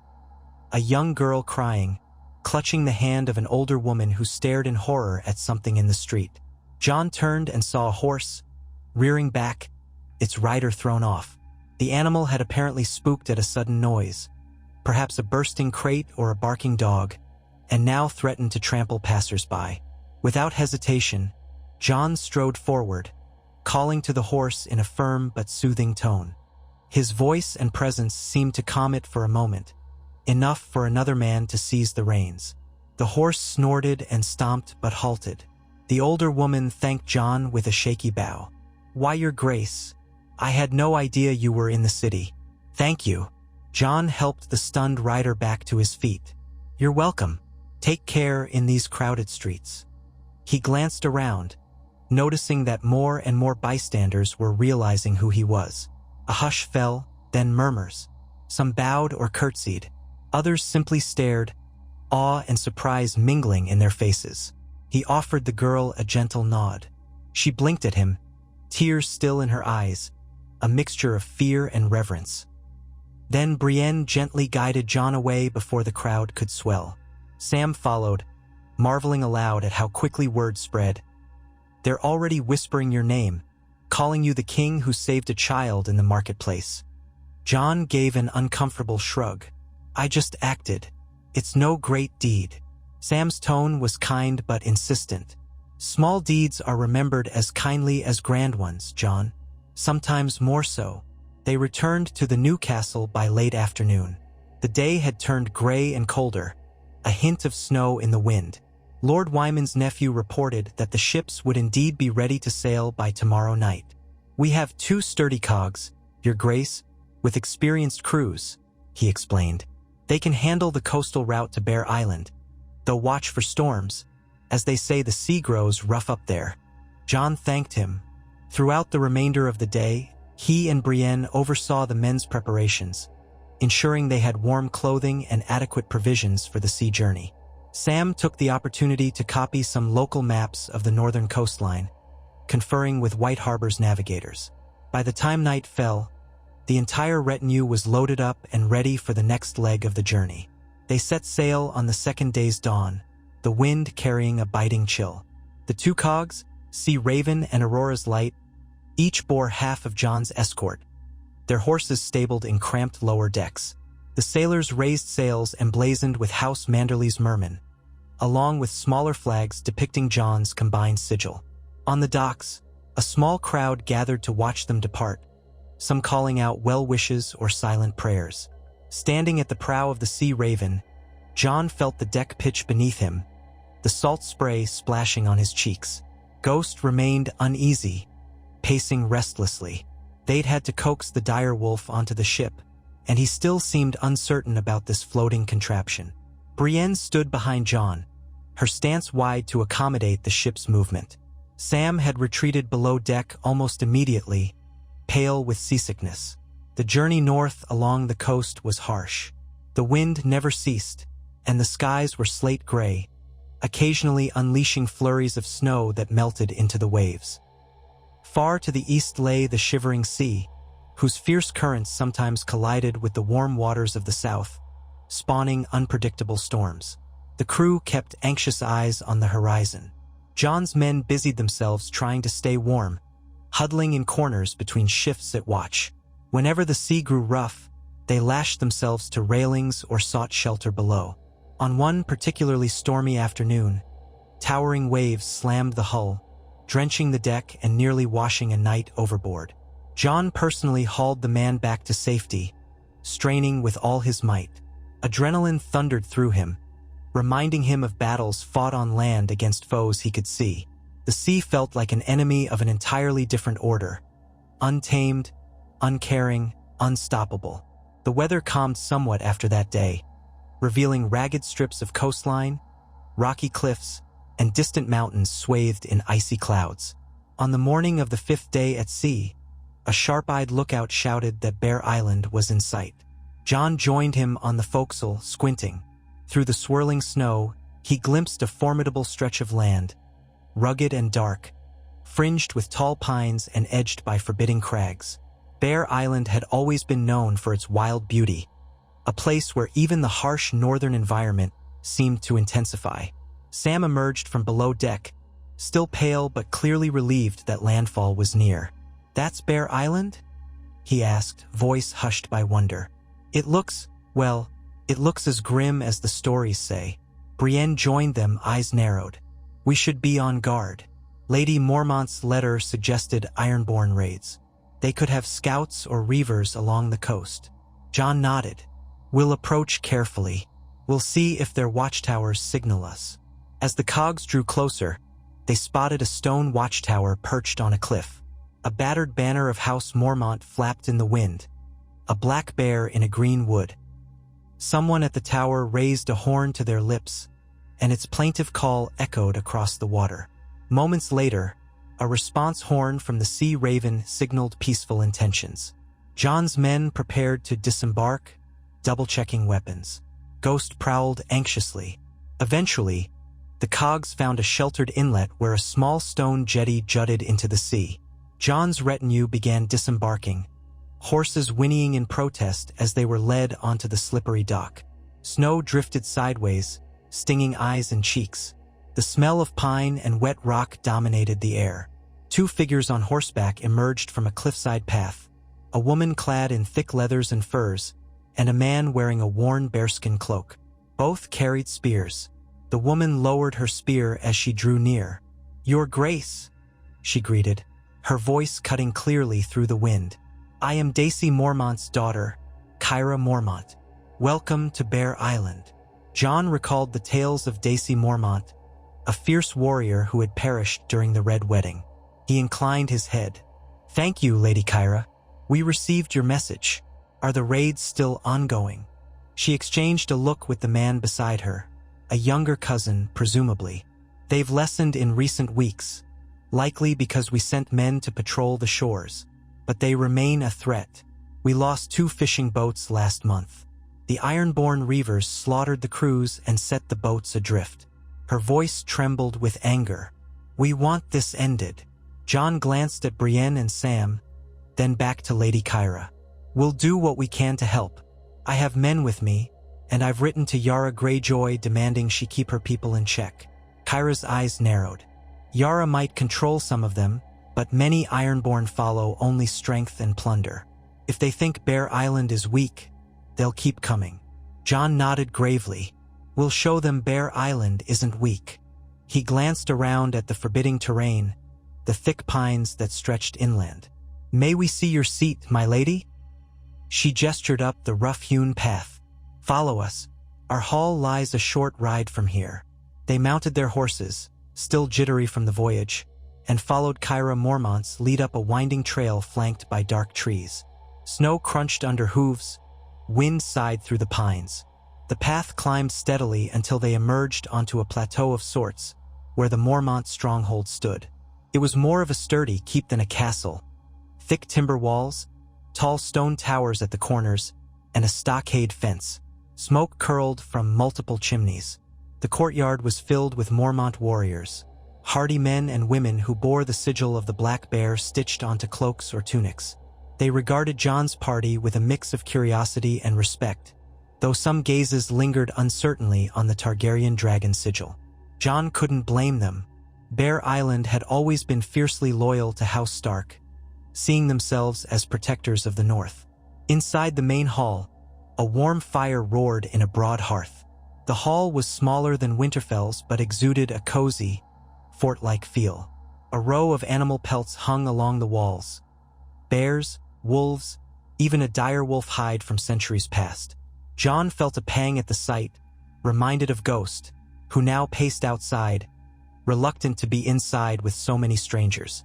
Kyra Mormont removed her hood, revealing a mane of thick brown hair braided in a single rope down her back. She was younger than Jon had expected, perhaps in her early 20s, but her eyes held the steeled determination so characteristic of Mormonts. She gestured for Jon and the others to sit at a long wooden table. Cups of hot ale and bowls of fish stew were brought forth. The man in the bearskin cloak introduced himself as Oren Mormont, a nephew or cousin. "We thank you for coming, Your Grace," he said.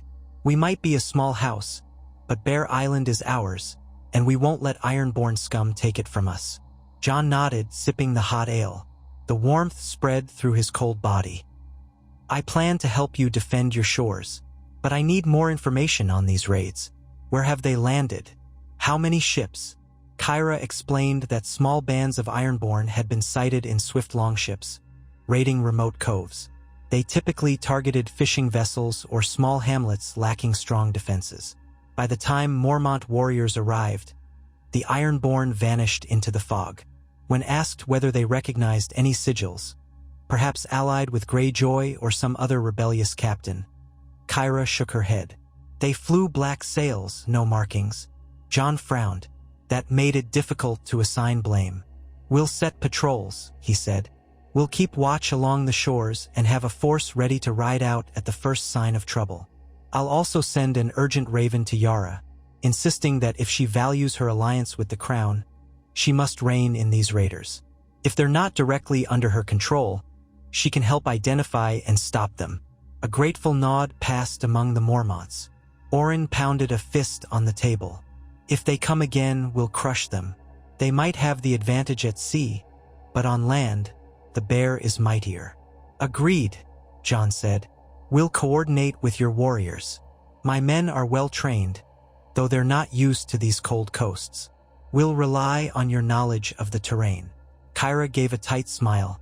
"We'll show them the paths we use, the hidden vantage points. We have watchers in the high cliffs. They light beacon fires if they spot suspicious sails." Brienne leaned forward. "It might be wise to position a small force in strategic coves so they're nearer to respond, instead of racing from the keep each time." Kyra nodded slowly. "Yes, good idea. We'd considered it but lacked enough men to cover all key points. With your soldiers, we can spread out more effectively." Jon felt a flicker of pride in Brienne's tactical acumen. "We'll finalize details tomorrow. Tonight, let's rest."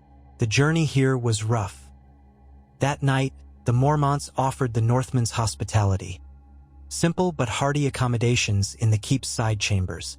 Jon settled into a small room with a narrow bed, Sam taking another, and Brienne stationed in a guardroom nearby. The wind howled outside, rattling the shutters, but the thick fur blankets kept out the chill. Despite the day's weariness, Jon found sleep elusive.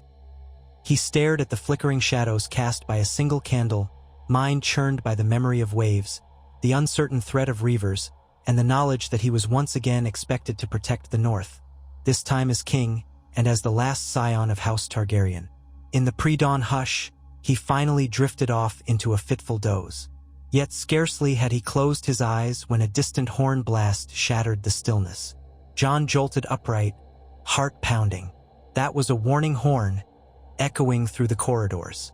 Out in the hallway, footsteps pounded, voices shouted. Ghost let out a low growl. Jon swung from the bed, yanked on his cloak, and threw open the door. Brienne was already there, sword in hand, eyes alert despite the early hour. "What is it?" Jon demanded, meeting her gaze. "Sounds like a raiding party," she said, setting her jaw. "We'd best hurry." Jon nodded, adrenaline surging. So soon. He dashed down the corridor, collecting men as he went, rousing Sam from his chamber. Though Sam could do little in a direct fight, he had grown better with a sword. They found Kyra Mormont in the courtyard, armor hastily donned, a grim set to her face. "One of our watchers spotted a longship approaching Whale Cove," she said, speaking quickly. "A smaller cove to the northeast. If they land, they might strike the fishing village there." Jon nodded, glancing at the sky. A faint gray glow marked the horizon. Dawn was coming, but the world still lay in deep shadow. "We'll ride at once." "How far?" Kyra gestured to the stables. "A hard ride of an hour, maybe less if we push. Let's not give them time to disappear." Brienne was already mustering Jon's men, who stumbled from their rooms, fastening armor and swords. Despite the chaos, they moved with disciplined haste. Within minutes, the courtyard filled with armed warriors. Jon swung onto his horse, Ghost loping beside him. The wind cut like knives, but fear for the villagers' lives spurred him onward. They thundered out the gates, hoofs clattering on frozen ground, breath steaming in the air. As they galloped through dense pines, snow whipped across their faces. The half-light made every shadow uncertain. By the time they crested a ridge overlooking Whale Cove, dawn had broken enough to show a narrow beach below, where a single longship had run ashore. Figures moved in the half-frozen sand, dragging fishing boats or rummaging through huts. Jon spotted flames licking up one small shack. Kyra hissed, "There they are, the bastards." She turned to Jon. "Your command, your grace." Jon inhaled sharply, scanning the terrain. About a dozen or so reavers from what he could see. They might have more waiting on the ship. The cove's lip made a natural vantage point. If they charged down, they could trap the raiders against the water. "We strike now, swiftly. Half of us circle to the right to block any retreat. The rest follow me straight down. No mercy for murderers." A chorus of low growls and nods followed. Mormont warriors gripped their axes and spears. Jon raised Longclaw, and with a rallying cry, they urged their horses down the rocky slope. The Ironborn, alerted by the thunder of hooves, scrambled for weapons. A few archers loosed arrows, but the angle was poor. Jon felt the rush of battle flood his veins. He closed with the nearest reaver, blade flashing. The man parried clumsily, unprepared for a mounted charge, and Jon's sword cut him down. Around him, the Mormonts and Royal Knights engaged in fierce skirmishes. The reavers fought with savage desperation. Jon glimpsed Brienne dismounting, her long sword a deadly arc that deflected a crooked axe and thrust beneath her foe's guard. Ghost lunged at a second raider, dragging him to the ground. Sam kept back, but blocked a reaver's attempt to flee, brandishing a short sword that glinted in the early light. Kyra Mormont led a group that circled to the right, intercepting the archers who tried to slip away. Steel clashed, men shouted in pain or rage. The stench of burning wood mingled with the tang of salt air. Jon pressed forward, spurring his horse until he reached the small cluster of huts. A pair of reavers cornered a fisherman's family, the mother clutching a child. Fury exploded in Jon's chest as he flung himself from the saddle. One raider swung a cutlass at him, but Jon parried with brutal force, steel ringing in the dawn. Sparks flew. He spun and rammed the pommel into the man's face. The raider staggered, and Jon followed with a lethal slash. The second Reaver tried to grab the mother as a shield, but a thrown spear from a Mormont warrior pinned his shoulder, causing him to reel back. Jon leapt in, ending him quickly. The mother crouched, trembling, eyes wide with terror. Jon extended a hand. "It's all right," he said, voice ragged. "You're safe now." She blinked, tears streaming, and scooped up her child. Outside, the final pockets of Reavers succumbed to the combined might of Mormonts and the Royal Guard. A few tried fleeing to the longship, but they were cut off by archers on the ridge. One by one, the Ironborn fell or surrendered, forced to their knees in the blood-stained sand.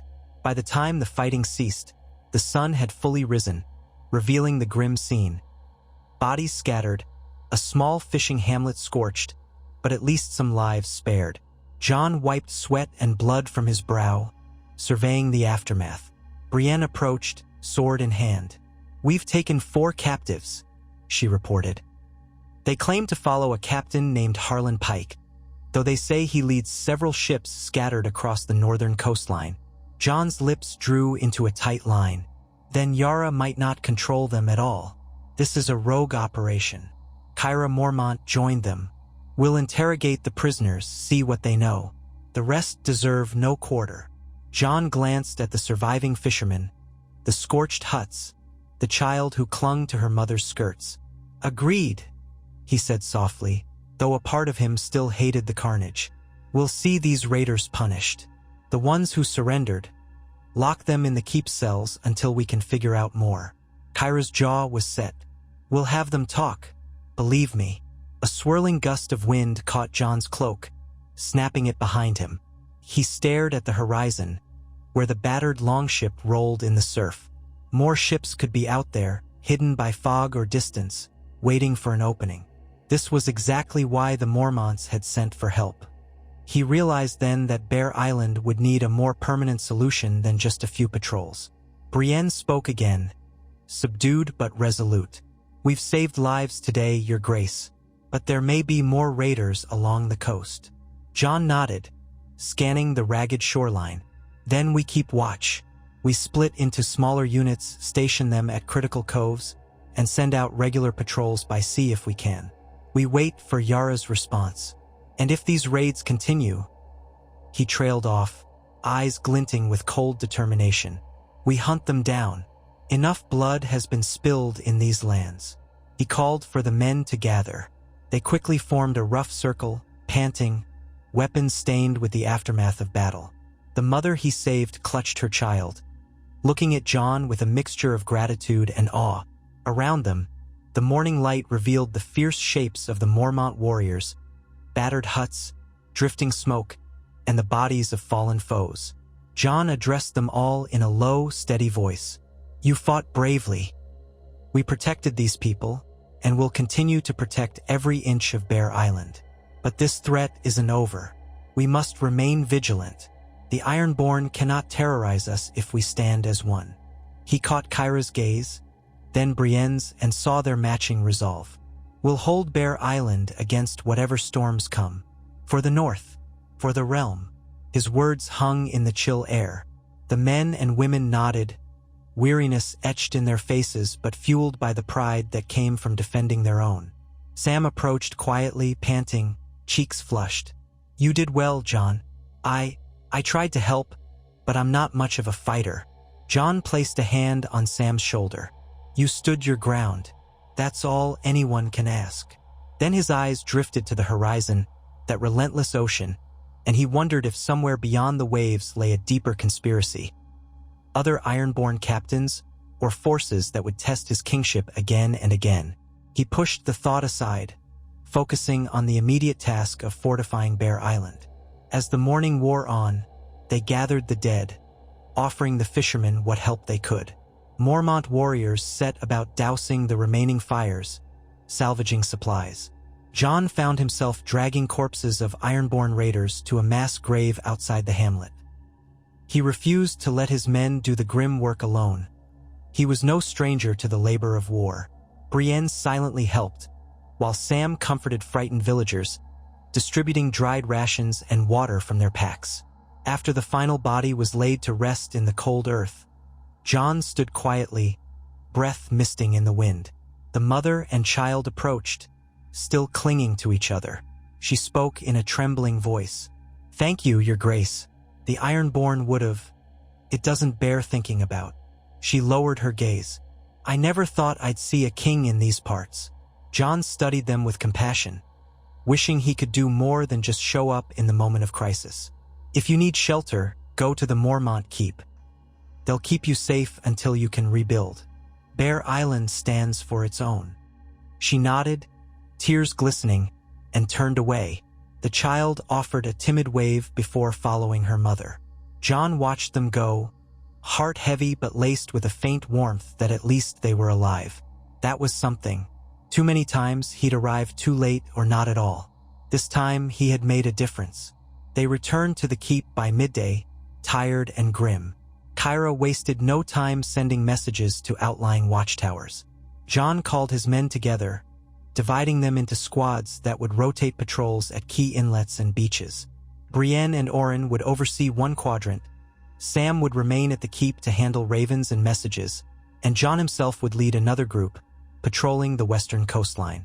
This arrangement would be temporary until they could figure out whether Yara Greyjoy would stop these renegades or if a larger conflict loomed.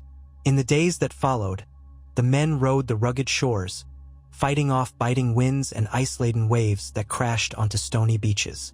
They found signs of old raids, burned huts, half-sunken boats. At night, they huddled around campfires, discussing how these ironborn reavers might be operating. Some suggested that the raiders were small splinter groups who refused Yara's rule, determined to revert to the old ways. Others suspected a new claimant to the Seastone chair was rallying them.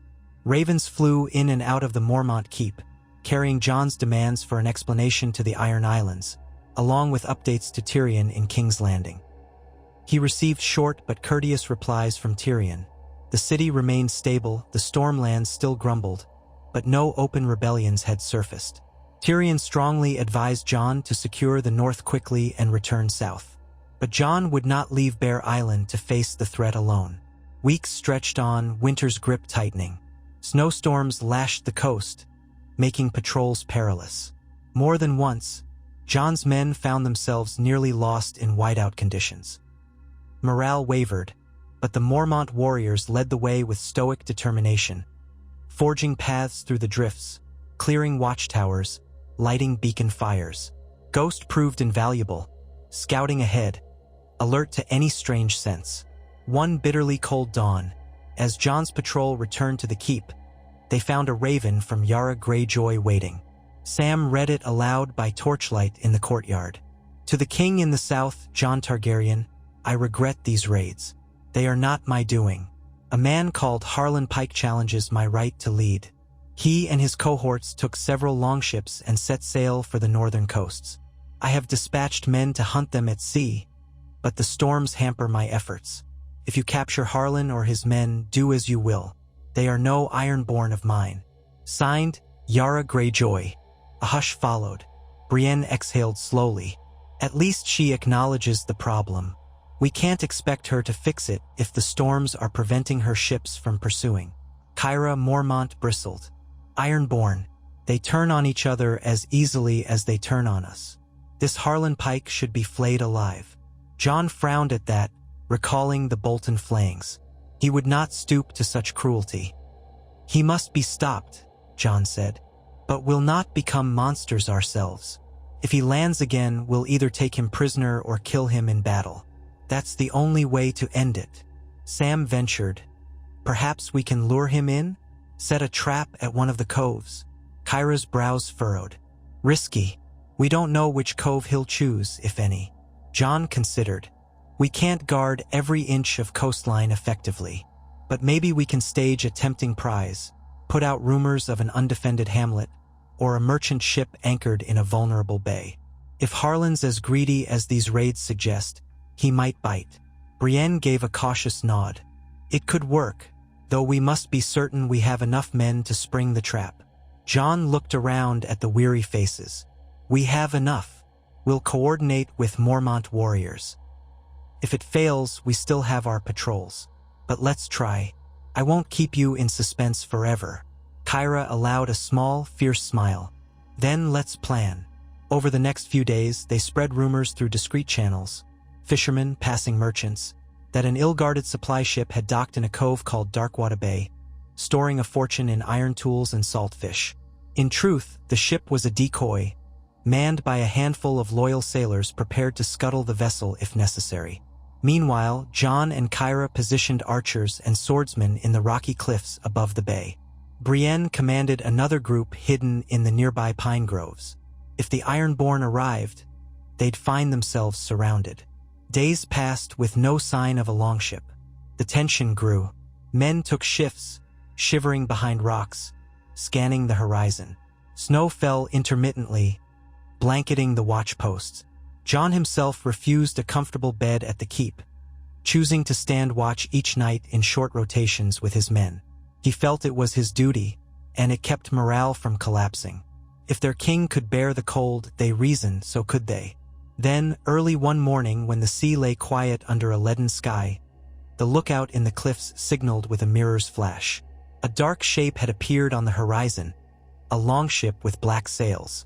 Jon and Brienne exchanged tense glances, adrenaline surging. They motioned the men to ready positions. Ghost crouched at Jon's side, ears forward. As the ship drew closer, the watchers could make out the stylized prow shaped like a kraken, though not the formal Greyjoy design, more like a crude variation. Harlan Pike's sigil, perhaps. The raiders were indeed approaching Darkwater Bay. They had fallen for the ruse. Minutes ticked by like hours. Jon signaled silence. The Ironborn guided their longship into the cove, dropping anchor. A dozen men disembarked first, scouting the beach. Another half-dozen followed, armed to the teeth, though lacking any uniform. Their leader was a burly man with a wild beard, wearing a battered breastplate. He carried a war axe. Jon suspected this was Harlan Pike or one of his lieutenants. They prowled toward the anchored decoy ship, seeking easy plunder. Jon waited, breath freezing in the air. His force, 30 men strong, hid behind boulders and in shallow crevices. Another 20, led by Brienne, were concealed among the pines beyond. Kyra's archers knocked arrows, strings taut. The hush was eerie, broken only by the faint crash of waves. The Ironborn advanced further up the beach, growling to one another about the riches they expected to find. Jon waited until they were fully exposed in the open, far from the safety of their longship. Then, with a curt nod to Kyra, he stepped onto a ridge in full view, brandishing Longclaw high. "Loose!" he roared. Arrows rained down, striking the reavers. Several fell instantly, crying out. Harlan roared for them to scatter, swinging his axe at the incoming shafts. The Ironborn scrambled in confusion, some attempting to retreat. That was when Brienne's squad surged from the tree line, blocking their path back to the boat. Jon's men joined from the cliffs, charging down the slope. Caught in a pincer, the raiders had nowhere to flee. Battle erupted. Steel clashed. Men shouted. Harlan bellowed, rallying his toughest fighters. Jon spurred forward, Ghost bounding beside him. He engaged one reaver, parrying savage blows, then slicing through the man's guard. Another rushed him from behind, but Ghost intercepted, dragging the foe to the ground. Brienne expertly traded strikes with a tall axeman, eventually disarming and striking him down. Kyra Mormont's archers continued to pick off any raiders who tried to slip back to the longship. The ambush was devastating. Soon, Harlan Pike stood alone near the water, 5 or 6 of his men either dead or pinned under swords. His eyes darted wildly. He spat a curse at Jon.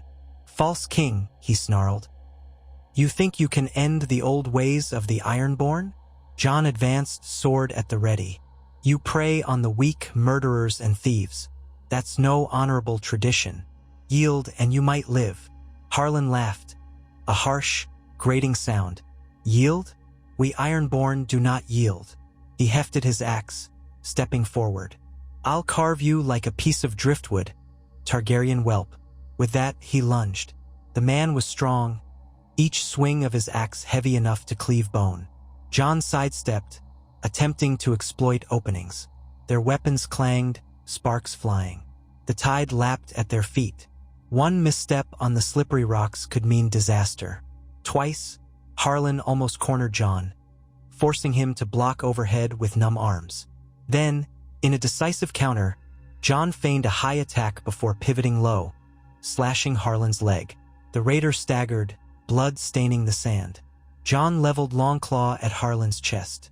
"It's over," Harlan snarled, refusing to drop his axe. "We are the sons of the sea," he bellowed, raising the axe again. But Brienne, having circled behind him, struck with a swift blow of her sword, slicing through his arm. He gave a strangled cry, dropping to his knees. Jon watched with grim finality as Harlan collapsed, blood pooling. Silence followed, broken only by the whimpers of wounded men and the hiss of waves. Jon exhaled, shoulders trembling from the adrenaline. Kyra and her archers came down from their vantage points. The Ironborn survivors lay captive, trembling in fear. Among them, a few tried to claim they were forced to fight, that Harlan had threatened them. Jon listened with cold detachment, but he saw no real remorse in their eyes. They would be judged as a group. Brienne panted, sword tip resting in the sand. "That should end the raids," she said quietly, glancing at Harlan's corpse. Jon nodded. "We'll take any prisoners back to Bear Island. Those who can be turned over to Yara, we will. The rest will face northern justice." He stared at the battered longship. "Let's burn it, so none escape with it." Kyra Mormont stepped forward, a flicker of triumph in her eyes. "You've done the North a great service, Your Grace. We'll see that these reavers never trouble our shores again." Jon gave a heavy sigh, scanning the aftermath of yet another bloody conflict. "A service to the realm," he murmured. "But it doesn't feel like victory, just the end of one more threat." Nevertheless, the danger to Bear Island was, for now, contained. The reavers were either dead or captured, and Harlan Pike's ambition was snuffed out on the wet sand. As the sun rose higher, men set about gathering the wounded, collecting salvage, and preparing to burn the longship. Smoke would soon billow over the cove. Brienne joined Jon, placing a steadying hand on his shoulder. "You did what you had to." He nodded, reflecting on how often he'd heard that phrase in his life. Duties that took him from the Wall to Winterfell, from Winterfell to the Iron Throne, from the Iron Throne to a freezing cove on Bear Island. Always doing what he had to. He prayed that somewhere, in the eyes of the small folk and the battered families he protected, it would be enough. As they rowed back to the keep, Ghost padding beside them, the men carried a subdued sense of relief. Another crisis averted, another piece of the realm secured, at least for now. Jon found himself thinking of King's Landing, how Tyrion and Davos awaited his return, and how many more fires might need putting out. Ruling the Seven Kingdoms was akin to a hydra. Cut off one head, another grew in its place.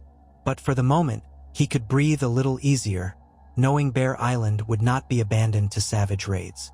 Kyra Mormont insisted on hosting a small celebration that evening, even though the mood was tempered by the day's losses. The Mormonts believed in honoring victory, no matter how grim, and in remembering the fallen with stories and strong drink. In the torchlit hall, they toasted Jon and his men, calling them heroes.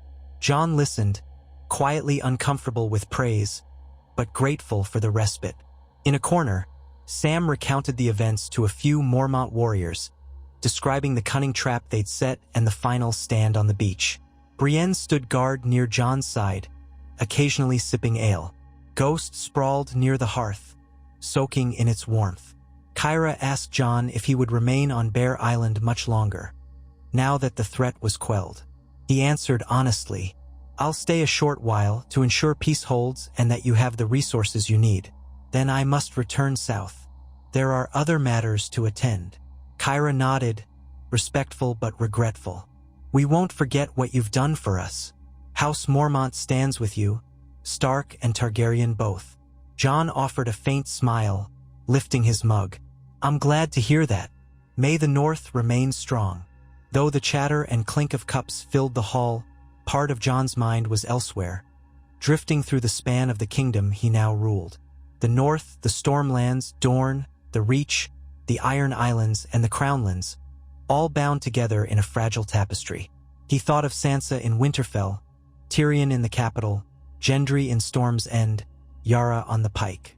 Could he hold all their loyalties, mend all the wounds left by war? The hours wore on, and eventually people drifted to their beds. Jon found a quiet moment near the hearth, staring into the flames. Sam approached, settling beside him.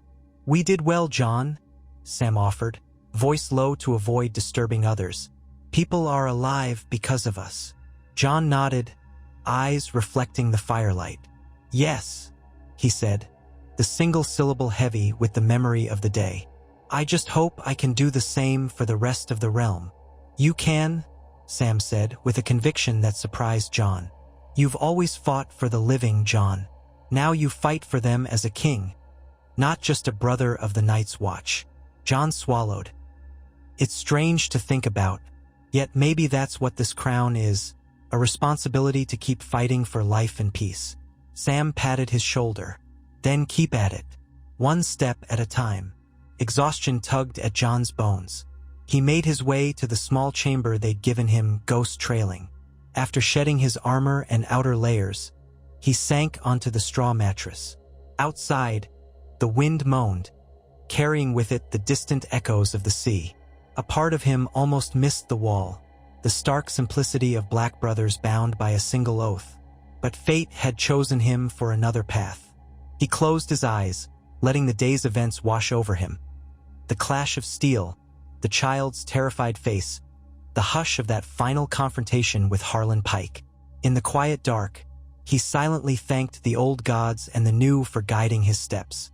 Sleep came gently, though thoughts of the throne, the realm, and the uncertain future shimmered just beneath the surface. Over the next weeks, the northern coast settled. No more raider ships appeared on the horizon, and word spread that the Ironborn threat had been broken. The Mormonts, bolstered by the presence of the Royal Guard, regained confidence, sending out fishing boats again. Jon, Brienne, and Sam made plans to depart soon, returning to White Harbor to catch a ship south or ride overland. But first, Jon ensured that Bear Island had adequate supplies for the winter. He distributed a portion of his stores to help rebuild the hamlets destroyed by raids. Kyra Mormont and Oren expressed gratitude, vowing to remain vigilant. "We are the shield of the North's western seas," Kyra declared proudly. "No reaver will find easy prey here again." On a cold morning under a pale sun, Jon's party said their farewells. The Mormont courtyard thronged with onlookers, many of them warriors who had fought alongside Jon. Kyra clasped his hand firmly. "You have the thanks of House Mormont, Your Grace. May the gods guide you." Jon managed a faint smile, still not used to the courtesy of Your Grace from these rugged northerners. But he accepted it. "Take care. If you need more help, send a raven to Winterfell, or to me directly." And so they rode away, the gate closing behind them. Jon looked back only once, catching a final glimpse of the keep's weathered walls and the Black Bear banner snapping in the wind. Then he directed his horse down the rocky path, Ghost loping at his side. Brienne and Sam followed, along with the men who had come for the mission. They carried with them the scars of recent battles, but also the pride of victory. The journey back to White Harbor was uneventful, though winter's chill deepened. The roads were frozen solid, and the horses slipped often, forcing a slower pace. Sam, as usual, struggled with the cold, but endured by burying himself in furs and talking incessantly about the wonders of the Citadel's libraries. The men teased him good-naturedly, grateful for any distraction from the monotony of the trek. Upon reaching White Harbor, they discovered a letter from Tyrion waiting, delivered by a fast courier. Jon read it with mounting unease. It mentioned fresh unrest among certain lords in the Reach who questioned the Targaryen claim. There were also rumors that a group of sellswords from Essos had landed in the Stormlands, though the details remained vague. Tyrion urged Jon to return south swiftly. "It seems every time we douse one fire, another sparks," Tyrion wrote. "King's Landing remains calm for the moment, but I fear the calm may not last." Jon sighed, folding the parchment. It was the same pattern repeating. A realm fractured by too many wars, too many conflicting loyalties. "We sail as soon as possible," he told Brienne and Sam. Back to King's Landing, they found a Manderley ship, Sea Falcon, that agreed to take them and their party south within a day's time, once the crew finished preparing for the voyage. Jon sent word to Sansa in Winterfell about the resolution of the Bear Island raids, letting her know he would pass near the coast of the Vale on his return, though not stopping. He promised to visit her and Arya soon, once the southern matters were dealt with. The morning they boarded the Sea Falcon, Lord Wyman Manderley's nephew, Marlon, came to the dock to see them off. "Safe travels, Your Grace," he said, bowing deeply. "We'll hold White Harbor ready to serve you whenever you call." Jon gave a grateful nod. "I appreciate your loyalty. The North stands as one." With that, they set sail, the wind colder than ever as it billowed the sails. The crew huddled in cloaks, cursing the frost that formed on ropes. Sam, again, turned greenish at the prospect of sea travel, but stoically found a seat amidships. Brienne braced herself at the stern, scanning the horizon. Jon stood at the prow, letting the salt wind whip through his hair. His thoughts turned south, to the swirl of politics, potential rebellions, and the weight of a crown he had never wanted. Yet he knew he could not shirk the burden. He had made this choice whether or not it felt like a choice, and he would see it through for the sake of the realm. The quiet sloshing of waves and the distant cry of gulls accompanied him as the Sea Falcon glided past the last outcroppings of northern land. Days stretched into a week, the ship making its measured progress along the coastline. They skirted the eastern shores, stopping briefly at Sisterton to replenish water. The weather shifted from frigid winds to milder breezes once they passed the Vale's latitudes, though storms remained a threat. At last, they rounded Crackclaw Point, and the water grew busier with fishing boats and merchant vessels. The closer they drew to King's Landing, the more tension coiled in Jon's chest.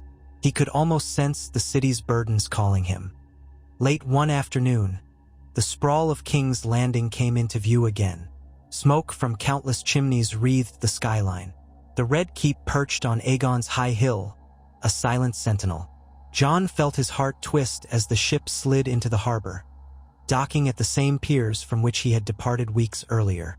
As soon as the gangplank dropped, Tyrion appeared on the quay, accompanied by Davos, both wearing anxious expressions. Jon disembarked, stepping onto solid ground. Tyrion approached, bowing shallowly. "Welcome back, Your Grace. I trust the North was suitably cold and dramatic."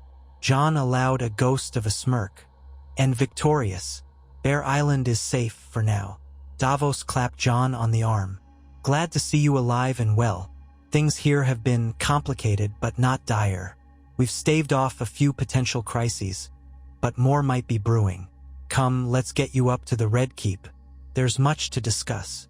Jon nodded, his breath hitching as he surveyed the bustling docks. Fishermen hauled nets, goods changed hands, and the hum of commerce enveloped them.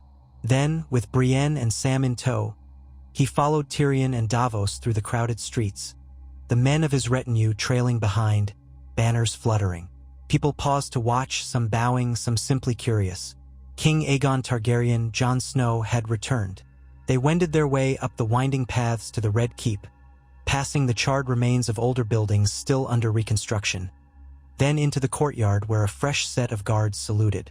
Tyrion led them inside quickly, up staircases and through corridors until they reached the council chamber. There, they found the rest of the small council waiting. The Master of Coin, a new Master of Laws, a few others who had taken up roles in Jon's absence. As soon as Jon settled wearily into a chair, Tyrion began. Where to start? Possibly with the Reach. A cluster of minor lords near the Mander region are complaining about a shortage of seeds and manpower, blaming the crown for not providing enough relief. Some have threatened to withhold levies unless we do more. Davos added, "We also have word that a Sellsword company called the Brazen Boars landed in the Stormlands. They claim they're only passing through to serve as guards for local merchants, but rumor suggests they might be hired muscle for some rebellious lord. We're investigating." The Master of Coin chimed in. Meanwhile, the city's finances remain stretched thin. The Iron Bank is pressing for repayment of old debts. If we don't show them some plan for revenue growth, they may refuse us further loans. Jon felt the weight slam down on him anew. He closed his eyes briefly, picturing the stark beaches of Bear Island, where at least the enemy had been clear and tangible. Here, the battles were fought with parchment, gold, and whispers in the dark. Opening his eyes, he said, "All right, one crisis at a time. Let's begin with the Reach. We'll gather resources or arrange shipments of grain if possible. I won't ignore their plight, but they must understand we're stretched thin after the wars." Tyrion nodded, relieved that Jon had returned to take the brunt of these decisions. "We can do that. I'll coordinate with the Master of Coin to see what relief we can spare." Jon turned to Davos. "And the Brazen Boars. Send discreet scouts to confirm what they're up to. If they're truly just mercenary guards, we'll keep watch but not intervene yet. If they're stoking rebellion, we deal with them swiftly." Davos rubbed his chin. I'll handle it." Jon's gaze swept the table. "As for the Iron Bank, schedule a meeting. I'll speak with their representative personally. We won't default on debts, but we need time. If they want to do business with the Crown long-term, they'll see reason." The Master of Coin inclined his head, bowing slightly. "At once, Your Grace." Tyrion cleared his throat. "There is also the matter of the High Septon's visit. He's en route to King's Landing. He wishes to confer with the king about the spiritual healing of the realm, or so he says. I suspect he wants to ensure the faith's place under Targaryen rule." Jon suppressed a groan, recalling Sam's earlier words about handling matters of faith carefully. "We'll receive him courteously. The faith militant nearly tore the city apart once before. We won't let that happen again." As the meeting wore on, the swirl of concerns and obligations buzzed in Jon's ears like an unending drone. He answered each question methodically, weaving between the demands of lords, the needs of the city, and the tenuous alliances that bound the realm. By the time the council adjourned, dusk had fallen outside, painting the sky in bruised purples. Jon left the chamber, Sam trailing behind, both men exhausted. They found Brienne in the corridor, quietly conversing with a Kingsguard knight. She turned to Jon. "Everything all right?" He gave a hollow laugh. "As all right as it can be." Sam placed a hand on Jon's shoulder. "We'll handle this, Jon. You've proven you can handle worse." Jon nodded. "Thank you, Sam. I just wish it never ends." "Does it?" Brienne's eyes softened with sympathy. "Kingship is not a simple thing, but you're not alone. We stand with you." Jon gave a small, grateful nod, then walked toward his chambers, feeling the day's burdens pressing down. Ghost greeted him at the threshold, tail swishing. Jon patted the direwolf's head, then entered. The familiar layout offered little comfort. It wasn't Winterfell nor Castle Black. It was the royal suite, full of tapestries and gilded furniture Daenerys had once walked past. He frowned, suddenly tired beyond measure. He thought of writing to Sansa or maybe to Arya, longing for some brotherly conversation, but that would wait until morning. For now, he sank onto the bed, letting out a weary breath. Ghost settled at his feet. The city bustled beyond the walls, and the realm's troubles circled like ravens. Yet Jon's mind drifted to Bear Island's stony beaches, to the grateful eyes of the villagers he'd saved, and to the memory of Ned Stark's teachings about duty. This was his life now, to bear the crown that felt more like a yoke than a laurel. But he would not abandon it. As sleep washed over him, he prayed silently for guidance. He was Aegon Targaryen, sixth of his name, yet also Jon Snow, raised by a man of unyielding honor. The realm needed him, for better or worse, and he would fight for it until his final breath. If winter was not over, if threats still loomed beyond the horizon, he would face them. He had claimed the Iron Throne as a Targaryen, but he would rule with the heart of a Stark. And in that quiet resolve, he found the faint flicker of hope that tomorrow could be better, if only he kept pushing forward.